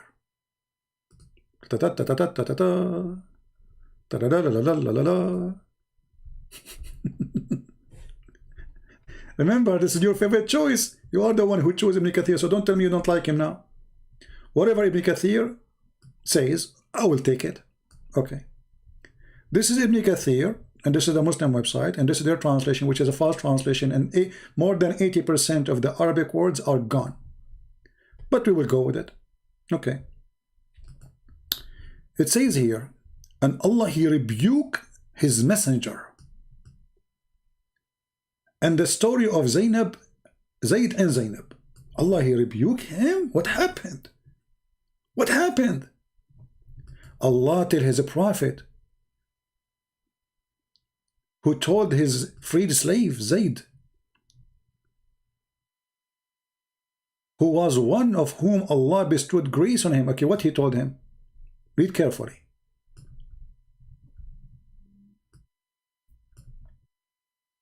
And you have done a favor to him. That favor to him, so you can have sex with his wife now. Mean by freeing him from slavery. And he was a great leader, hold in high esteem, blah, blah, blah, blah, blah, blah, blah, because he is a high leader, now we have to sleep with his wife. He was known as beloved, and his son, the son of who? Muhammad, was known as the beloved son. Okay. So, what he said to him? I don't know why this page doesn't go. Okay, here, now it goes. He said to him, but you did hide in yourself that which Allah will make manifest. You did fear the people, whereas Allah had a better right that you should fear him. Muhammad is fearing the people. Why? Because he is going to have the married women. He will take her from her husband. So he's the hypocrite. He go flirt with the women, and when the husband come to him, he said to him, come on, man, keep your wife, man, don't divorce her, man. But the guy, his wife just told him that he is your prophet, your father was here, and he flirted with me, and he want to do boom, boom. And obviously he was doing boom already. And then he said to him, but you did hide in yourself that which Allah will make manifest. Did you fear the people where Allah had better right that you should fear him? And then, so when Zayd complete his aim with her, and look here at the fast translation, it says, فَلَمَّا قَضَى زَيْدٌ مِنْهَا وَطَرًا. He finished, have enough with her, which means sleeping with her. We gave her to you in marriage. You see here the word? This is the word marriage. زوجنا. You see the wajna? Okay. When her marriage to Zayd was over and he had separated from her, we married her to you. Okay, hold on. So Muhammad was saying to the husband, keep your wife for you, while Allah was rebuking him, saying, why you are saying that to the man? And here we need to ask the Muslims, do you agree that Muhammad, he committed sin here? This is why Allah, he rebuked him by saying to the husband, don't divorce her? Because it says rebuke. Do you know what rebuke means? Allah rebuking the messenger. If we go to different interpretation, same chapter 33, verse number 37. And let us use English.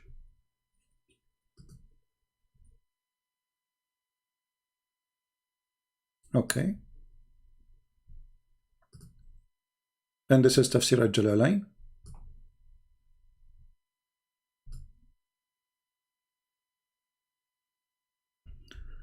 Okay. Let us see what it says. So Allah, he mentioned here, he says, the prophet, he says to him, to his adopted son, they don't even hide it. Retain your wife for yourself and fear God before divorcing her. But you had hiding in your heart what God was disclosed that he was to manifest of your love for her. Guys, do you see the love story here? This is Romeo and Juliet, and Allah is involved in it. Juliet is married to Romeo, and Allah, he got upset from Muhammad because Muhammad told Romeo, keep your wife, man, keep your wife, hypocrite. While in his heart, Muhammad, he want her badly. And the Quran saying, because you fear people saying he married his son, his own son, wife. And the fact that should Zayd part with her, you would marry her. You feared people would say he has married his son wife. So, okay, Allah, okay, Muhammad, why you want to do that? I mean, there's millions of women, and Muhammad have a lot of wives already. Why Allah, he insists he want her to him? The Muslim, they will say, because Allah want to teach us that adoption is forbidden. Are you saying Muhammad, he committed sin when he adopted a son? He was wrong? How come Allah did not say to him before he do that? When Muhammad thought about adopting this person, obviously to get access to the wife. Okay, this is a slave, I will free him. I don't have kids, I cannot have kids. He's very kind to me. And now I will marry him to most beautiful women. And then I will go to his house where nobody can question why I'm going late or staying there or even sleeping there. He's my son. Even the wives, they cannot ask. Because Arab, they used to respect themselves when it's come to this. If they adopt somebody, they will never sleep with the wife. And actually, the story here in front of us saying that he was afraid what the Arab will say, that he is married to his own son wife. So the Arab don't do that. So Muhammad, he made a verse claiming that Allah told him, why you are telling him to keep your wife when in your heart you want her. Isn't it obvious that this is not the God of Muhammad? This is Allah, Aka Muhammad. Now, do we have any Muslim would like to call?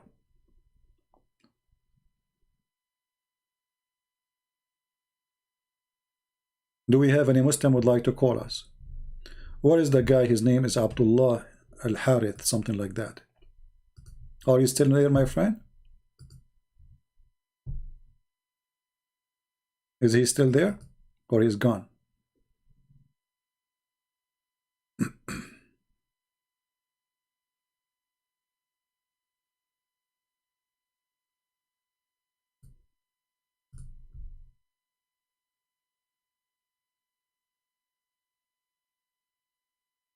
Is he still there?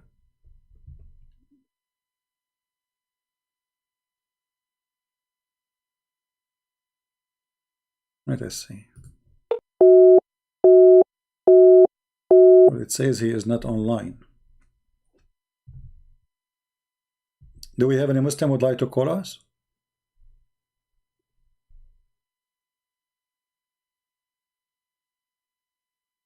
Anyone?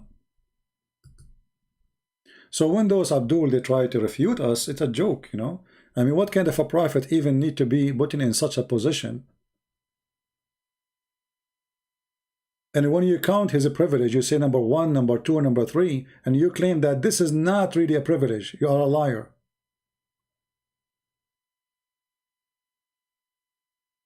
Even Ibn al-Arabi, he agreed.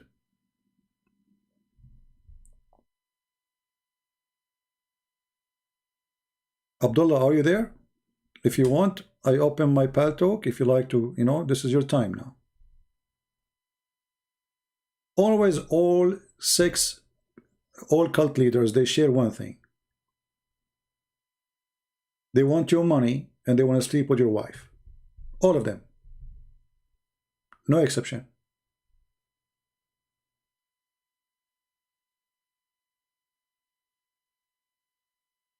Any Muhammadan would like to refute us or correct us?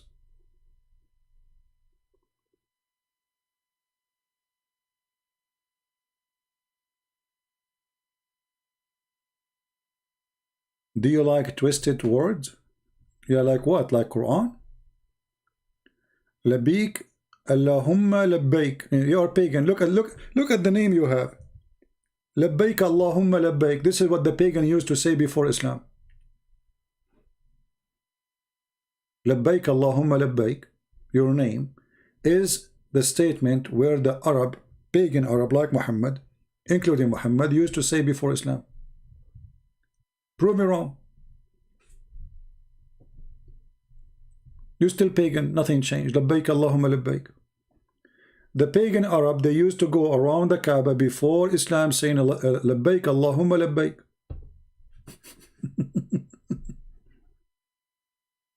And can you tell us what labbaik means so we can laugh? And Mr. Twisted Words, why you don't call me and tell me what you like to say to us?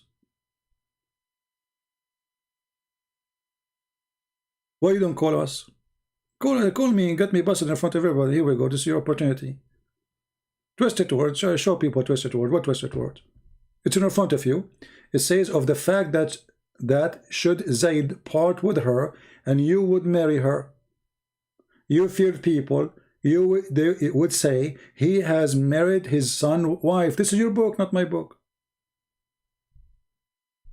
I'm showing the proof. Everything I'm saying is on the screen. Look at this guy. It's in the screen.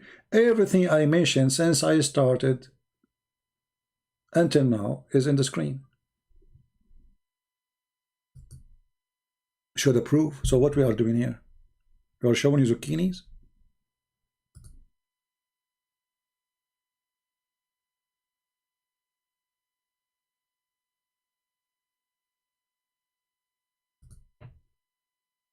Anyone?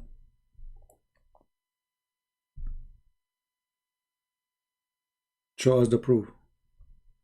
Any Muslim? Have you ever heard of a God? If I am going after a married woman, God should say the opposite for me. He should say, okay, good Muhammad, you told him don't keep your wife. That's good. No, the opposite. He said to him, why you are saying to him, keep your wife when you want her? And Allah is sponsoring Muhammad saying, I will give her to you. Why you say that to him? Isn't it you Muslim, you say the most ugly thing in the eyesight of Allah is divorce? How come Allah now in favor of divorce? And Zayd, he said that this woman, she have a bad tongue. She hurt me with her tongue. That means she's a bad woman. Why Muhammad he want to marry a bad woman who she hurt her husband by saying bad word to him? And if she is a bad woman, that means Muhammad is a bad man. Why? Because the Quran says bad women for bad men, good men for good women, which means no bad woman will marry a good man and no bad man will marry a good woman.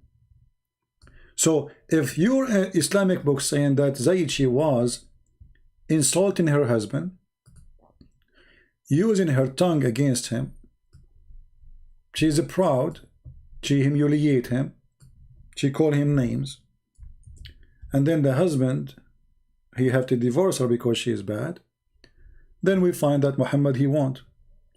The same woman.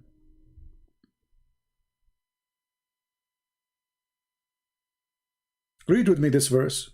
And by the way, I will make a video about this verse, because this verse here is an additional proof that Muhammad is a fraud. الخبيثات للخبيثين والخبيثون للخبيثات والطيبات للطيبين والطيبون للطيبات. Very stupid, repeating the same sentence. So bad women marry bad men marry bad women. Is that true? Who agree? According to this verse, bad men, they will never marry bad women. Sorry, good women. Bad women only marry bad women. Bad men only marry bad women, and bad women only marry bad men. Who agree with this garbage? And good men only marry good women. This is the destiny of Allah. Is that true?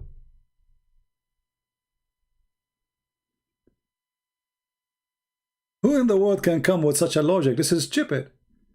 There's many good women marry the bad men, and the opposite, vice versa. But to say only bad women, they marry bad men, and only bad men marry bad women, That is the most stupid argument ever.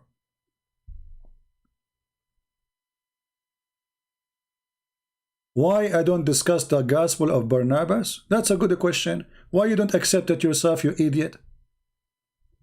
As long you know there is something called gospel of Barnabas. So why you yourself as a Muhammadan don't accept it? Gospel of Barnabas says the Messiah is Muhammad, you idiot.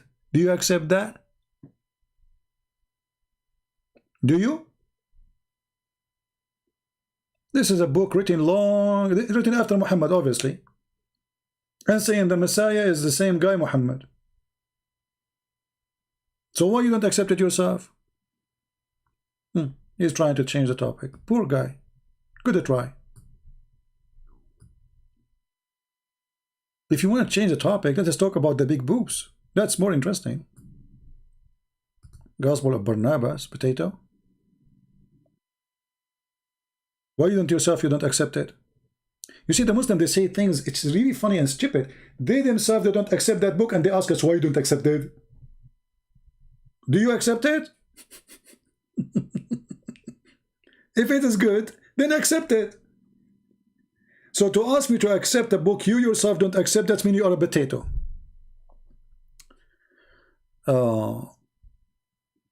Bashar Assad, who care about this, you know? Do we have any Muhammad that want to say anything?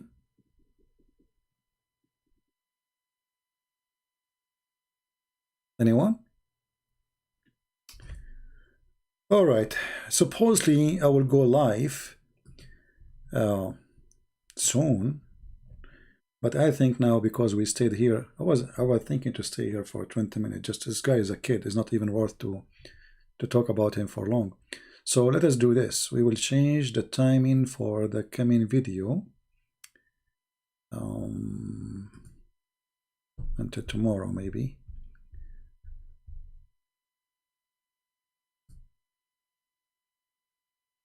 Okay. Let us see. Yeah, I will change it later.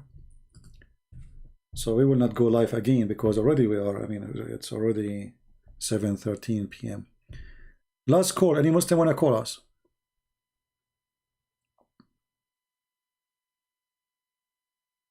Any Muslim would like to call us?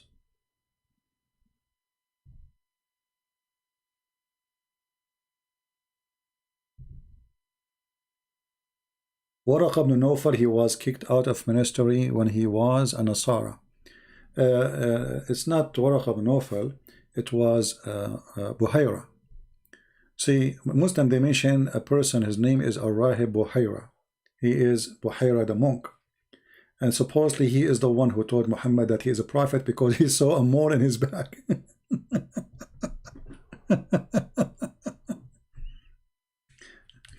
Hey, by the way, guys, who of you have a mole? Do you have a mole in your back? If you have a mole in your back, you are legitimate prophet of Allah. This is the seal of the prophet. You know, they cannot even understand the Quran. This is how silly this religion is.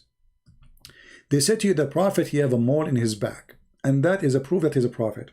I mean, with the mole in the back, they say this is the seal of the prophethood. Allah stamped him. But the Quran doesn't say that. Where it says that he have a stamp, it says he is the seal of the prophet. He is, not he have a seal. Do you know how to read, Muslims? Do you know how to read?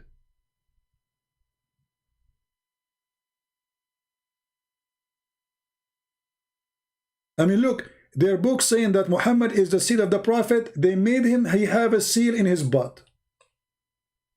How awkward those who try to teach Islam.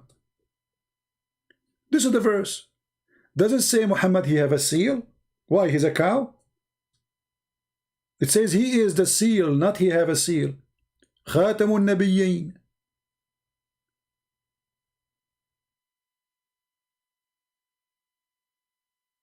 Are you scared? Yeah, for sure I'm scared. Since I saw in the Quran that Allah will give us women with big boobs, I'm terrified. I mean, how big? I mean, can't you give us like a size at least? What if the women boob is like in the size of my living room? And what, like she hit me with it, like boom, boing, boing, boing. Can you imagine big boobs? This is heaven, my friend. Women with big boobs, women with small boobs, they can kill you. Women with big boobs can do what? So I'm scared of you. This is why I'm saying to you, call me. You see how scared I am? And you don't want to call me because I am scared, right? Are you scared? So why you don't call me? Because you are scared. Oh, you will not call me because I'm scared? Yes. Oh, okay, but you know what? So what? Like, I mean, call me even if I'm scared. No, I will not call you because you are scared. It's so clear who is the scared one. So the Muslims, they have the most funny, awkward understanding to their own cult, where it says that Muhammad have a mole. It says he is the seed of the prophet. He is the last prophet. And the funny, do you remember the guy we called, he called us with his 2 kids, and we asked him about Muhammad being a prophet. He says a prophet in Arabic have different meaning. Doesn't mean he prophesy. Like what?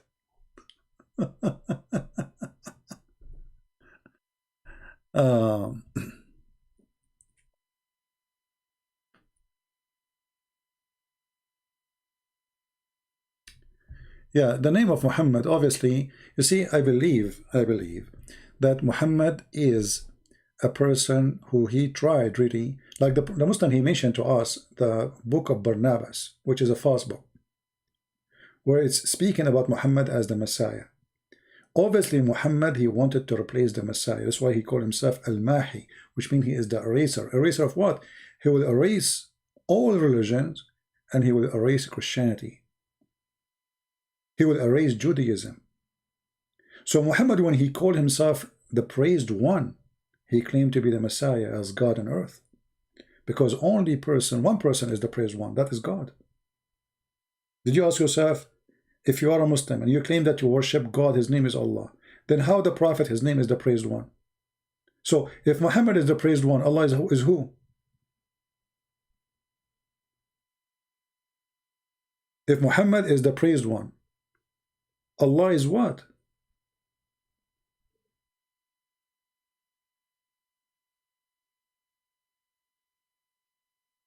Muhammad is a fraud. Many people, they say he's not exist. It's possible, but that will not help me in my case to prove it. I mean, to fight Islam. So I go with what they believe it exists. But I believe strongly that Muhammad, he was copying a man, his name, prophet, or he claimed to be the Messiah. His name is Mani.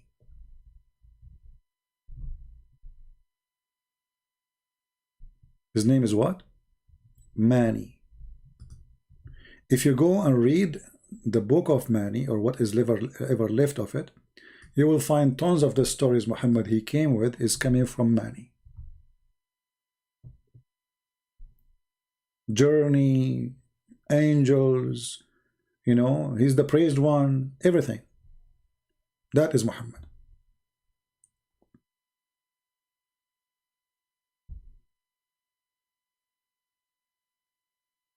And maybe you do not know much about this person because you don't, you know, I mean, we have different level of education for people, but you can go and search about Mani.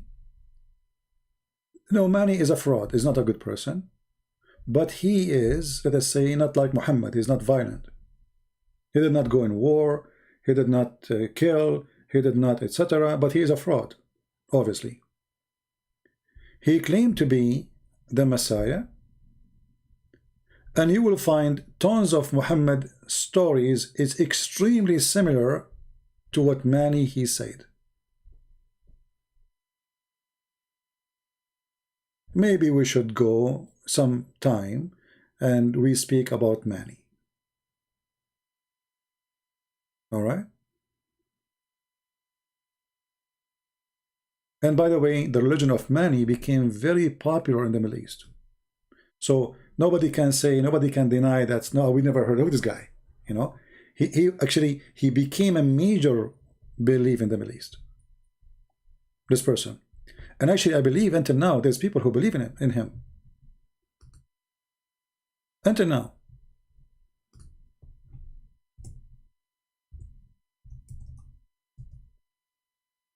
Let us see.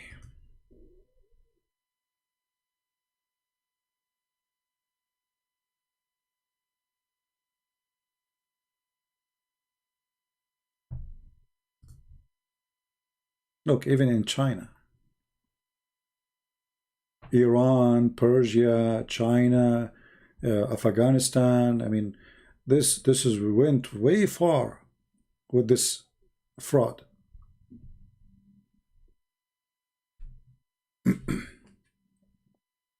You can go and read his history. Just search his history, and you will find it. All right.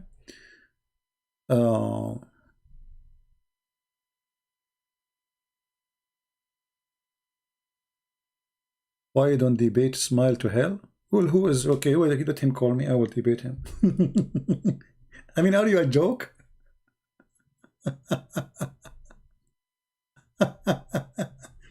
All of you Muslim bust me. Don't you see? I mean, you Muslim bust me to the point nobody of you dare to speak to me. I mean, do you see how much I'm getting busted? What was my topic for today, the next one? It was hot live debate, join us Muslims. Do you see the topic? Hot live debate, join us Muslims. Where is the Muslims? My pal talk is open. Where is the Muslims? Where is the scholars who want to get me busted?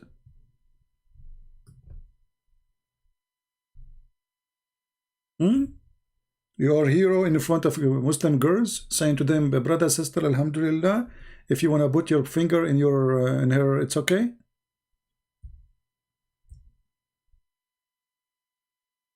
Busy asking serious questions.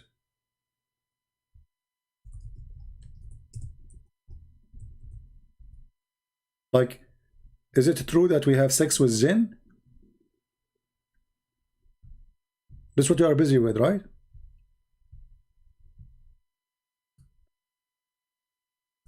Question, brother, question. Can a jinn have sex with my wife? Sure he can. Especially you. Where is your scholars? And the answer, yes, brother.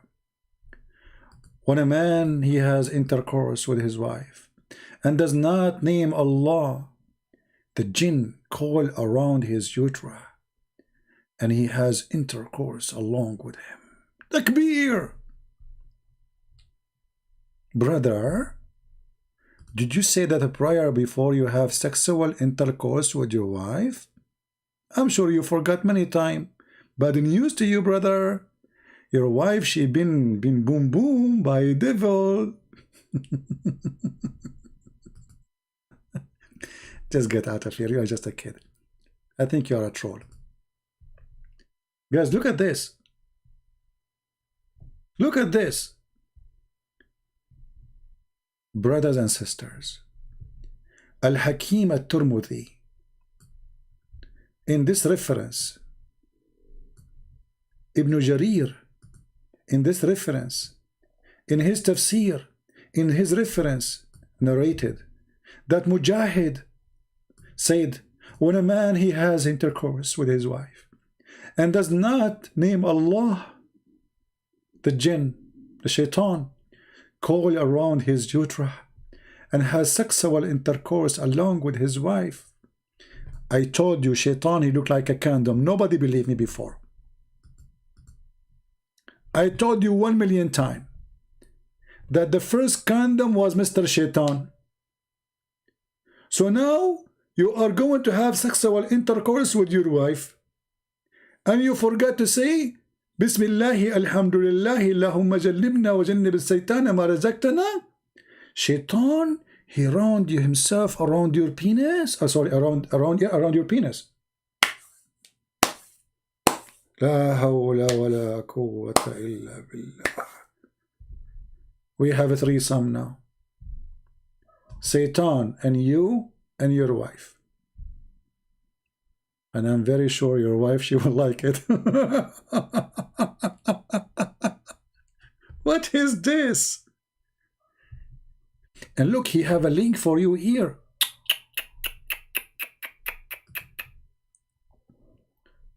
Let me find you a better link. Hold on. Who won the reference? When a man has sexual intercourse with his wife. Okay. The jinn call with his wife. Okay. That's deep. This is knowledge, brother. I mean, which religion can come with anything like except Islam? This is the only religion can do this. We have to be serious, you know. I mean, come on, we have to be serious. No religion in the world can come with such a knowledge. Unseen sexual intercourse. Like, you don't see him, but he's there. You think you're alone with your wife, but he is there. And your wife, she say, honey, today you did so good. Yes, because he was there. Hello. She will say to you, I was on fire. Because genie is made from fire. Hello.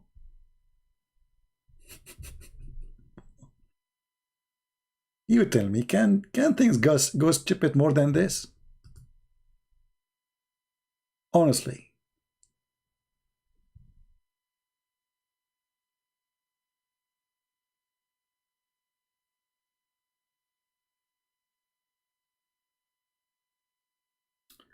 Let us see.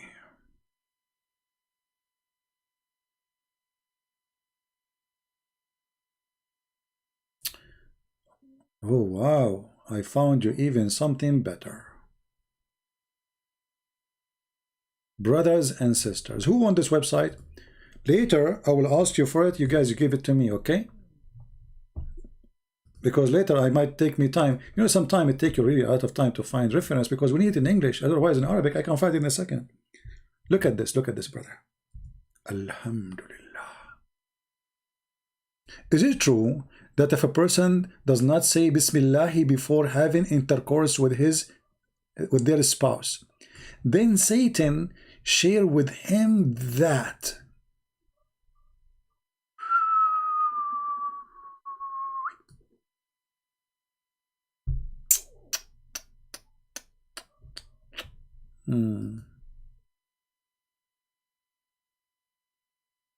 The guy is from Germany, referred that I am very weak in Arabic.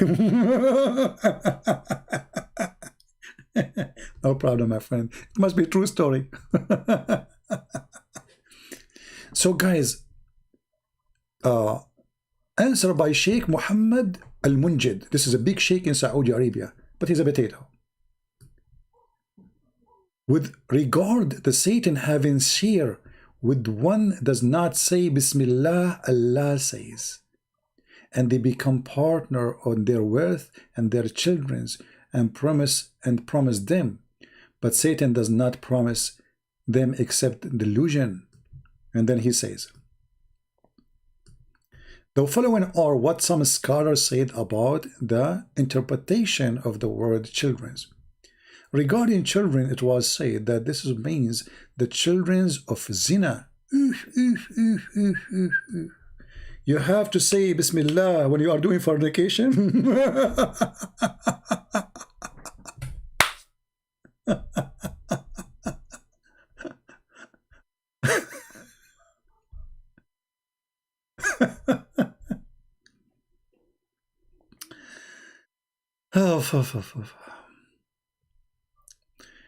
And guys, here, the fifth is the most important one. This one will make you dizzy.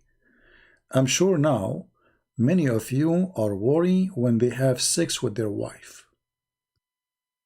I'm telling you, your marriage is in a great danger, and you might have some sexual disease now.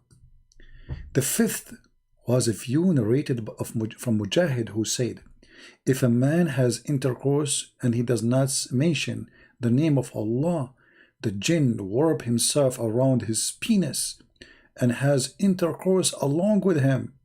And this is what referred in the verse, etc.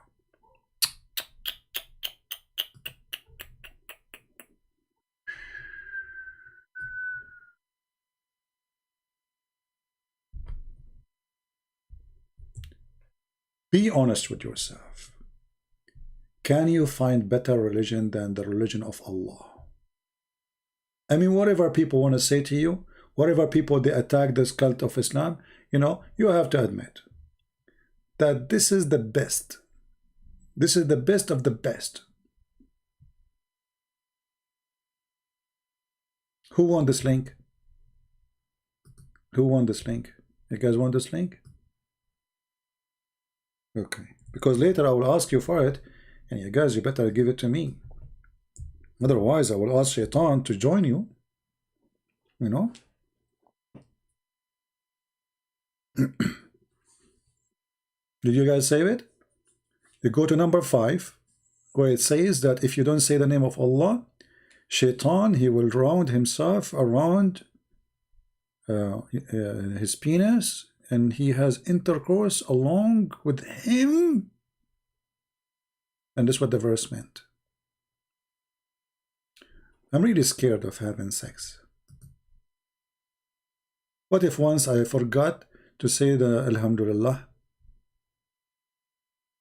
I mean, put yourself in my shoes. What if I like get so much tempted and like I'm in hurry before, you know, before the season is over? Because, you know, those women, they might change their mood in 2 seconds. Like, okay, she say, okay, come, finally, okay, after like all the things, okay, and now you do mut'a and you pay her money, and now she say, and then you're excited, so you forgot to say Bismillah. And then what happened? Shaitan is waiting for it. He jumped in the top of your penis, and he round himself. I wish I can draw that for you, but this is too much.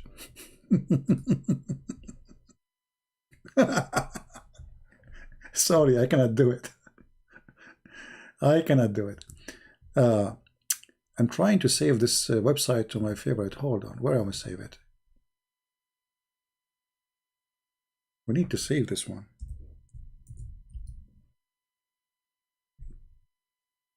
Muhammad al-Munjid. I mean, we have tons of topics to talk about.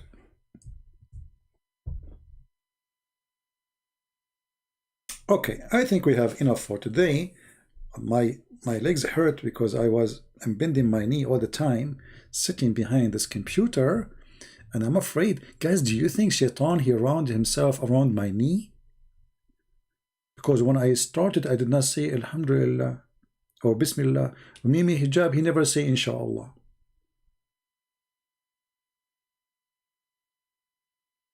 Let me see my knee, if there is anything rounding around it.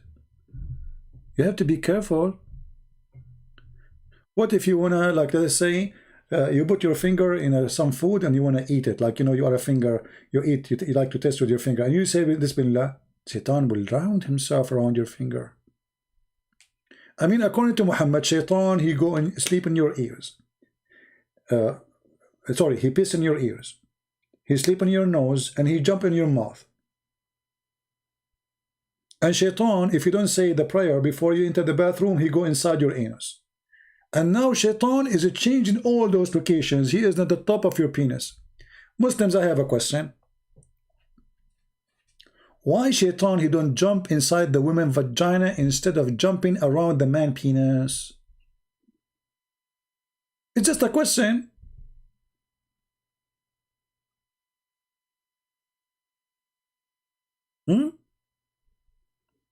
I mean, which one is easier? And by the way, how big the Shaitan is? I mean, he is so small, so cute. He's sleeping in your nose and now he's around your penis. Invisible condom of Allah. Alhamdulillah. Yeah. Okay.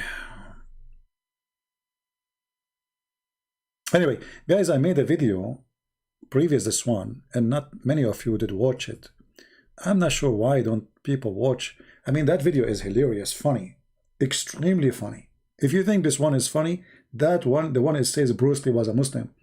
If you did not watch it, go watch it, because I will take it down very, very soon. You know, maybe before I go to bed today, before I say Bismillah, not because I don't have a wife, but I mean, you never know. I mean, you start to say Bismillah in anything you do. Otherwise, Shaitan, he will round himself somewhere. You never, I have no idea. And you know, we don't want to go there. You know, we have no health insurance, brother. Shaitan is waiting. He round himself everywhere. Yeah, Shaitan right on himself. True story. But how Muhammad he knew this? I mean, this guy is genius. Like when Muhammad he said, Allah he loved those who do sneezing. I thought about it many times. And you know, because we are limited, we are not smart like the Prophet. Allah he loved those who sneeze. And he hate those who yawn. And sneezing is from Allah and yawning from Shaitan. And Shaitan, if you yawn, he jump inside your mouth and he laugh like ha ha ha. Look at this. Genius. The Messenger of Allah said, the sneeze is from Allah. If you have corona and you are sneezing, it's from Allah. And the yawn is from Satan. So when one of you he yawn, let him cover his mouth. The Muslim, they made an article about this. They says, the Prophet he taught us how to fight corona centuries ago, 1400 years ago, but they will not tell you the rest of the story. Muhammad he says, if you yawn, cover your mouth, but they will not tell you that the Prophet he loved those who sneeze without covering their. You cover your mouth only when you yawn. Why? Why only when you yawn? When you sneeze, the saliva will go far away, way more far than yawning. With his hand, from when he says, a shaitan laugh from inside his opening.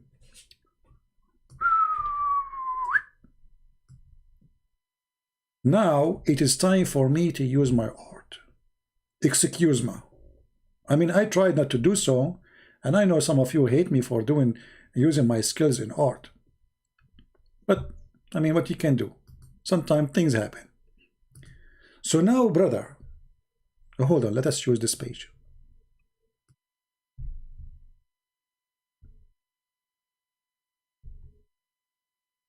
You are, this is you. Okay, this is you.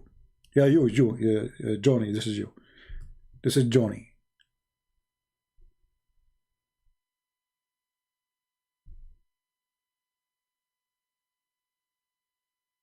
What happened to Johnny? He looked like a, hold on.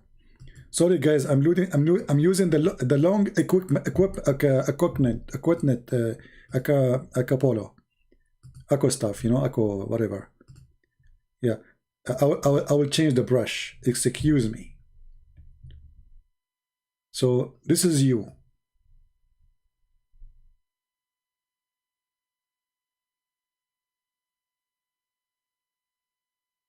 This is your eyes. Look how's your eyes, and this is your hair. You are like Zulkarnain, your hair is everywhere, you know, like Mimi. And this is your nose. And this is your mouth. And now you are sneezing and your mouth is open. Shaitan, he jump in your mouth. Let us make his mouth a little bit more acceptable, like, you know, scientifically, I mean scientifically.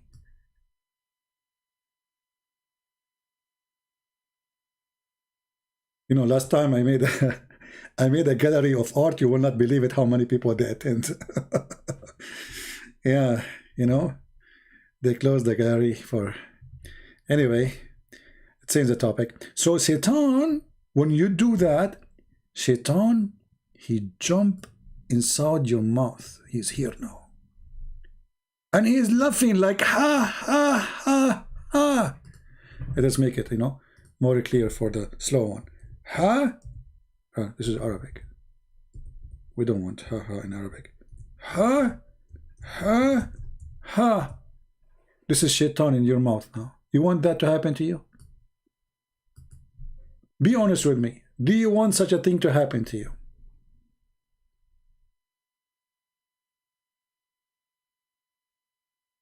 Put yourself in the shoes of Johnny.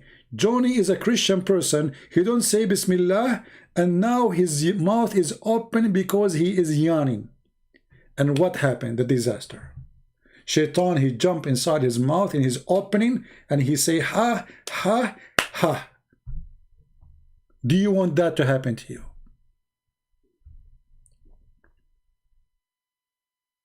You don't have a shame, don't you?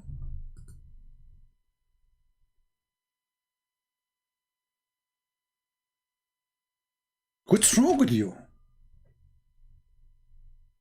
But by the help of Allah Prophet, we knew now what's happening when we do yawning. So now we cover our mouth, so Shaitan will not get the opportunity to jump inside our mouth, and he doth laugh at us, and he say, ha, ha, ha.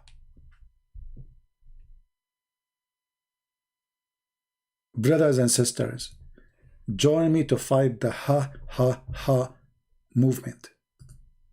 It's a big movement, sponsored by the devil. He himself is the one who is doing this ha ha ha movement. And here you need to ask yourself, if the prophet is not a prophet and he have no connection with the sky knowledge, how you receive this information? Who knows such an information save a prophet of God? If not the prophet, all of you Christian now, Shaitan, he will be doing that to you. And from now on, all of you, when you do yawning, you cover your mouth. Unless you are married, then you do not need to do that. She is covering your mouth anyway. I mean, the second you open your mouth, she will shut it up, especially if you are Abdul. Any Muslim have a comment? Anything? Now the Muslim, they will make 1,000 videos to refute this video. But they will not call me. My Skype is open. I mean, my Pal Talk is open, and nobody is calling me. Obviously, they have nothing to say. Until I go, oh, hold on, there is a Muslim woman, she said to me in the comment, guys, I said I should go from an hour ago, right? Unbelievable. I hate you all. She said, do you remember the video we made about a guy who he left Islam in Kuwait, the TV host? She said, إِذَا جَاءَكُمْ فَاسِقٌ بِنَبَإٍ, if a bad person, he come to you with the news, check it out, don't believe him. And I wonder, when a Muslim woman, she speak about a fasiq, which means a bad person, I mean, who is a fasiq more than Muhammad? How come you don't do check out what Muhammad say, but when we say, you don't believe us? Muhammad, he went to the moon, nobody saw him. Muhammad went to the seventh sky, sorry. He went to the tree of Allah. Even Allah, he have a tree. This is not a tree of Adam in the garden of Adam and Eve in Eden. No, this is in the seventh heaven. And underneath the tree of Allah, Muhammad, he found the Nile River.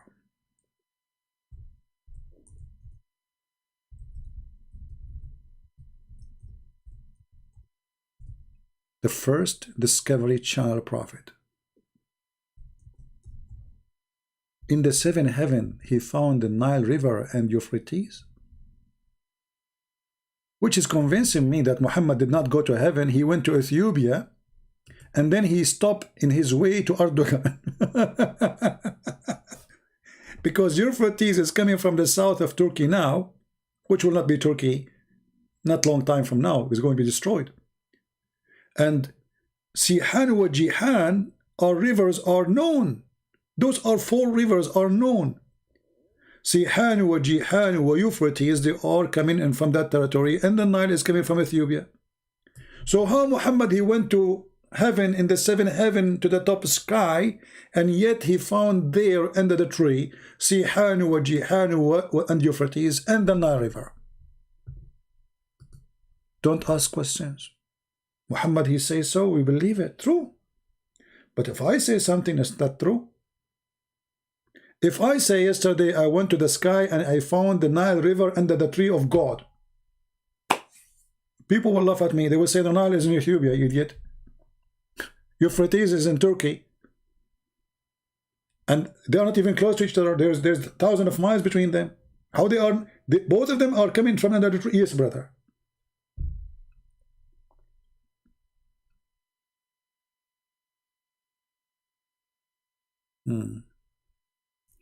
The hadith of the cat and the pig on Noah Ark is sahih or da'if.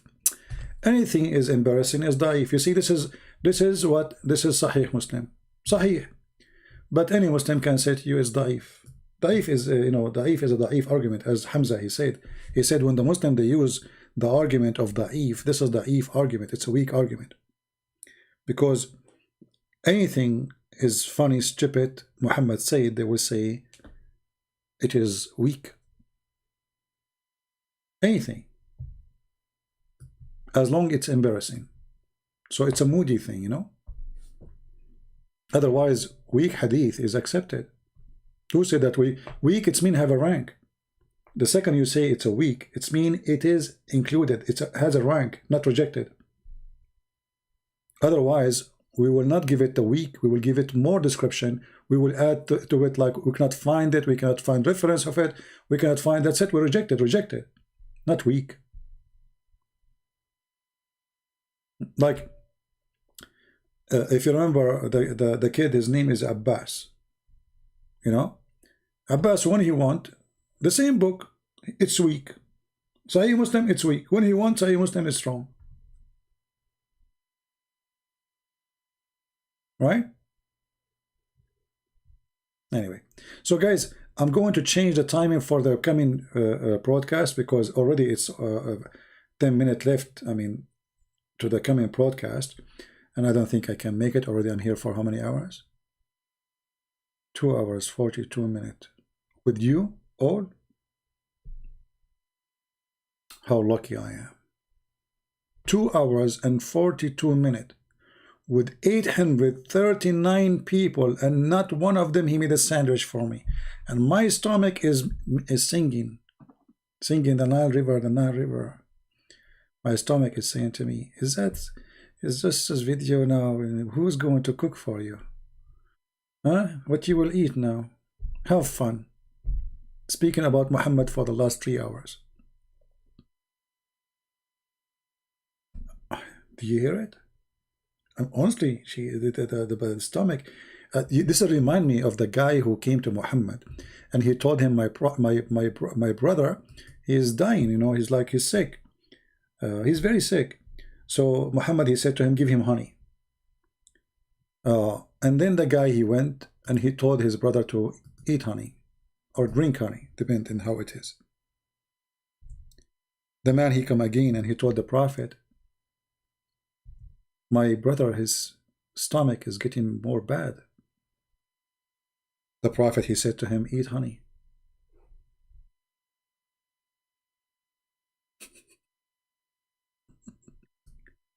The guy, he came again and he said to him, but my brother is getting more sick. He said, I told you give him money. I said, I did. And then the Prophet, he said to him, your brother Billy is telling a lie and Allah told the truth.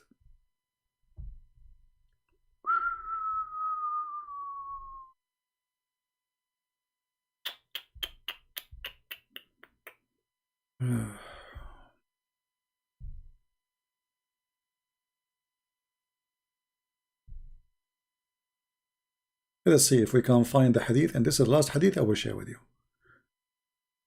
for today.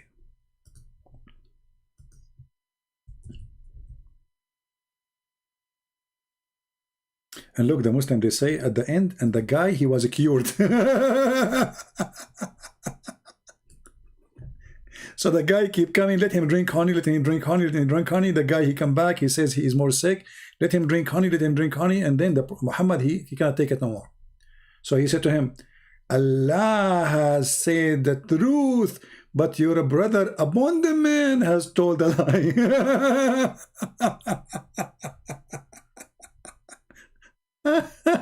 No comment. No comment. Dr. Muhammad. Imagine you go to the doctor and you tell him my stomach's still hurting. You say to you, your stomach is lying and Allah told the truth. And after that, he was cured. Did you see it says he was cured? So made him drink honey and he was cured. Look at the ending. Look at the ending. He was cured. What do you want more? Muhammad even didn't ask the guy what is the disease. That's it. They give him honey. What if you have diabetes? Give him honey. The guy is drinking honey, is getting more sick. So he come back, and then Muhammad, when the guy he heard Muhammad getting angry, and he said to him, Allah told the truth, and your brother's stomach is lying. The guy he got okay, he will kill me. So and he never come back because obviously he was cured, not because his brother he died. Lying in Islam, anything go against Muhammad is lying, even your stomach, even your abdomen.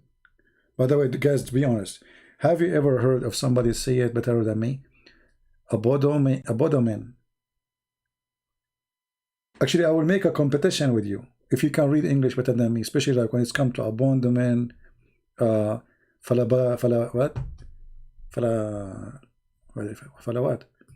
Hold on, let me go back. Actually, I'm thinking to open English school, and I will accept only British citizen in it, not I mean really British, read like Shakespeare, I mean, like as an example, like let me see what this. Volo potatoes. Yeah, so those women, we will open a special class to teach you about volo potatoes. Who want to join the class? And you know what, I will not charge you too much for the English classroom, humbly, I mean, I don't want to, I mean, you cannot afford me, and English is so good, and I mean, what I can do, I mean, so we have Corona now. I don't want to put the pressure in the population. So we will open a school, and the first class we will teach you about Allah. Give us women with big hummus, the biggest ones, like hummus, potatoes, whatever, I mean, look at this God, so beautiful. I mean, I can't even. I don't want to use this guy. He said he is leaving 2 hours ago. I don't want to draw this for you, but they are like a huge man, like big, like big, like vola potatoes. This is the biggest potatoes ever you can get in the heaven. Huge. Who can give you such a promise? Save Allah. Nobody. Only Allah. Thank you very much for joining our English classroom, and I hope your English is improving. I'm sure many of you who don't speak good English, like Shakespeare. Shakespeare, by the way, is a Muslim. His real name is not Shakespeare. The kuffar, they changed his name from Shakespeare to Shakespeare.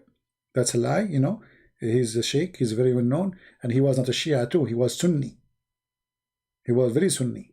Yeah, and Vela Tabos, and I wish you a great Vela Tabos women for the future. Thank you very much for joining us, and every Vela Tabos we see you. Thank you very much. Okay, hamburger. Yeah, true story. No comment. Thank you guys for being here. May the Lord bless you. Don't forget to download the video as soon as we finish. It's ready. You can download it, and then you can pause it in your YouTube, add subtitle. I know it's long. You can cut it pieces, like the vela potatoes, cut it pieces, like, come on, you cannot cut potatoes, you can. So cut the video small so you can translate it easy, and you can make it easier for people to share. Thank you. God bless you. And this is your brother Christian Prince, humbly was with you, teaching you perfect English. True story. Take care.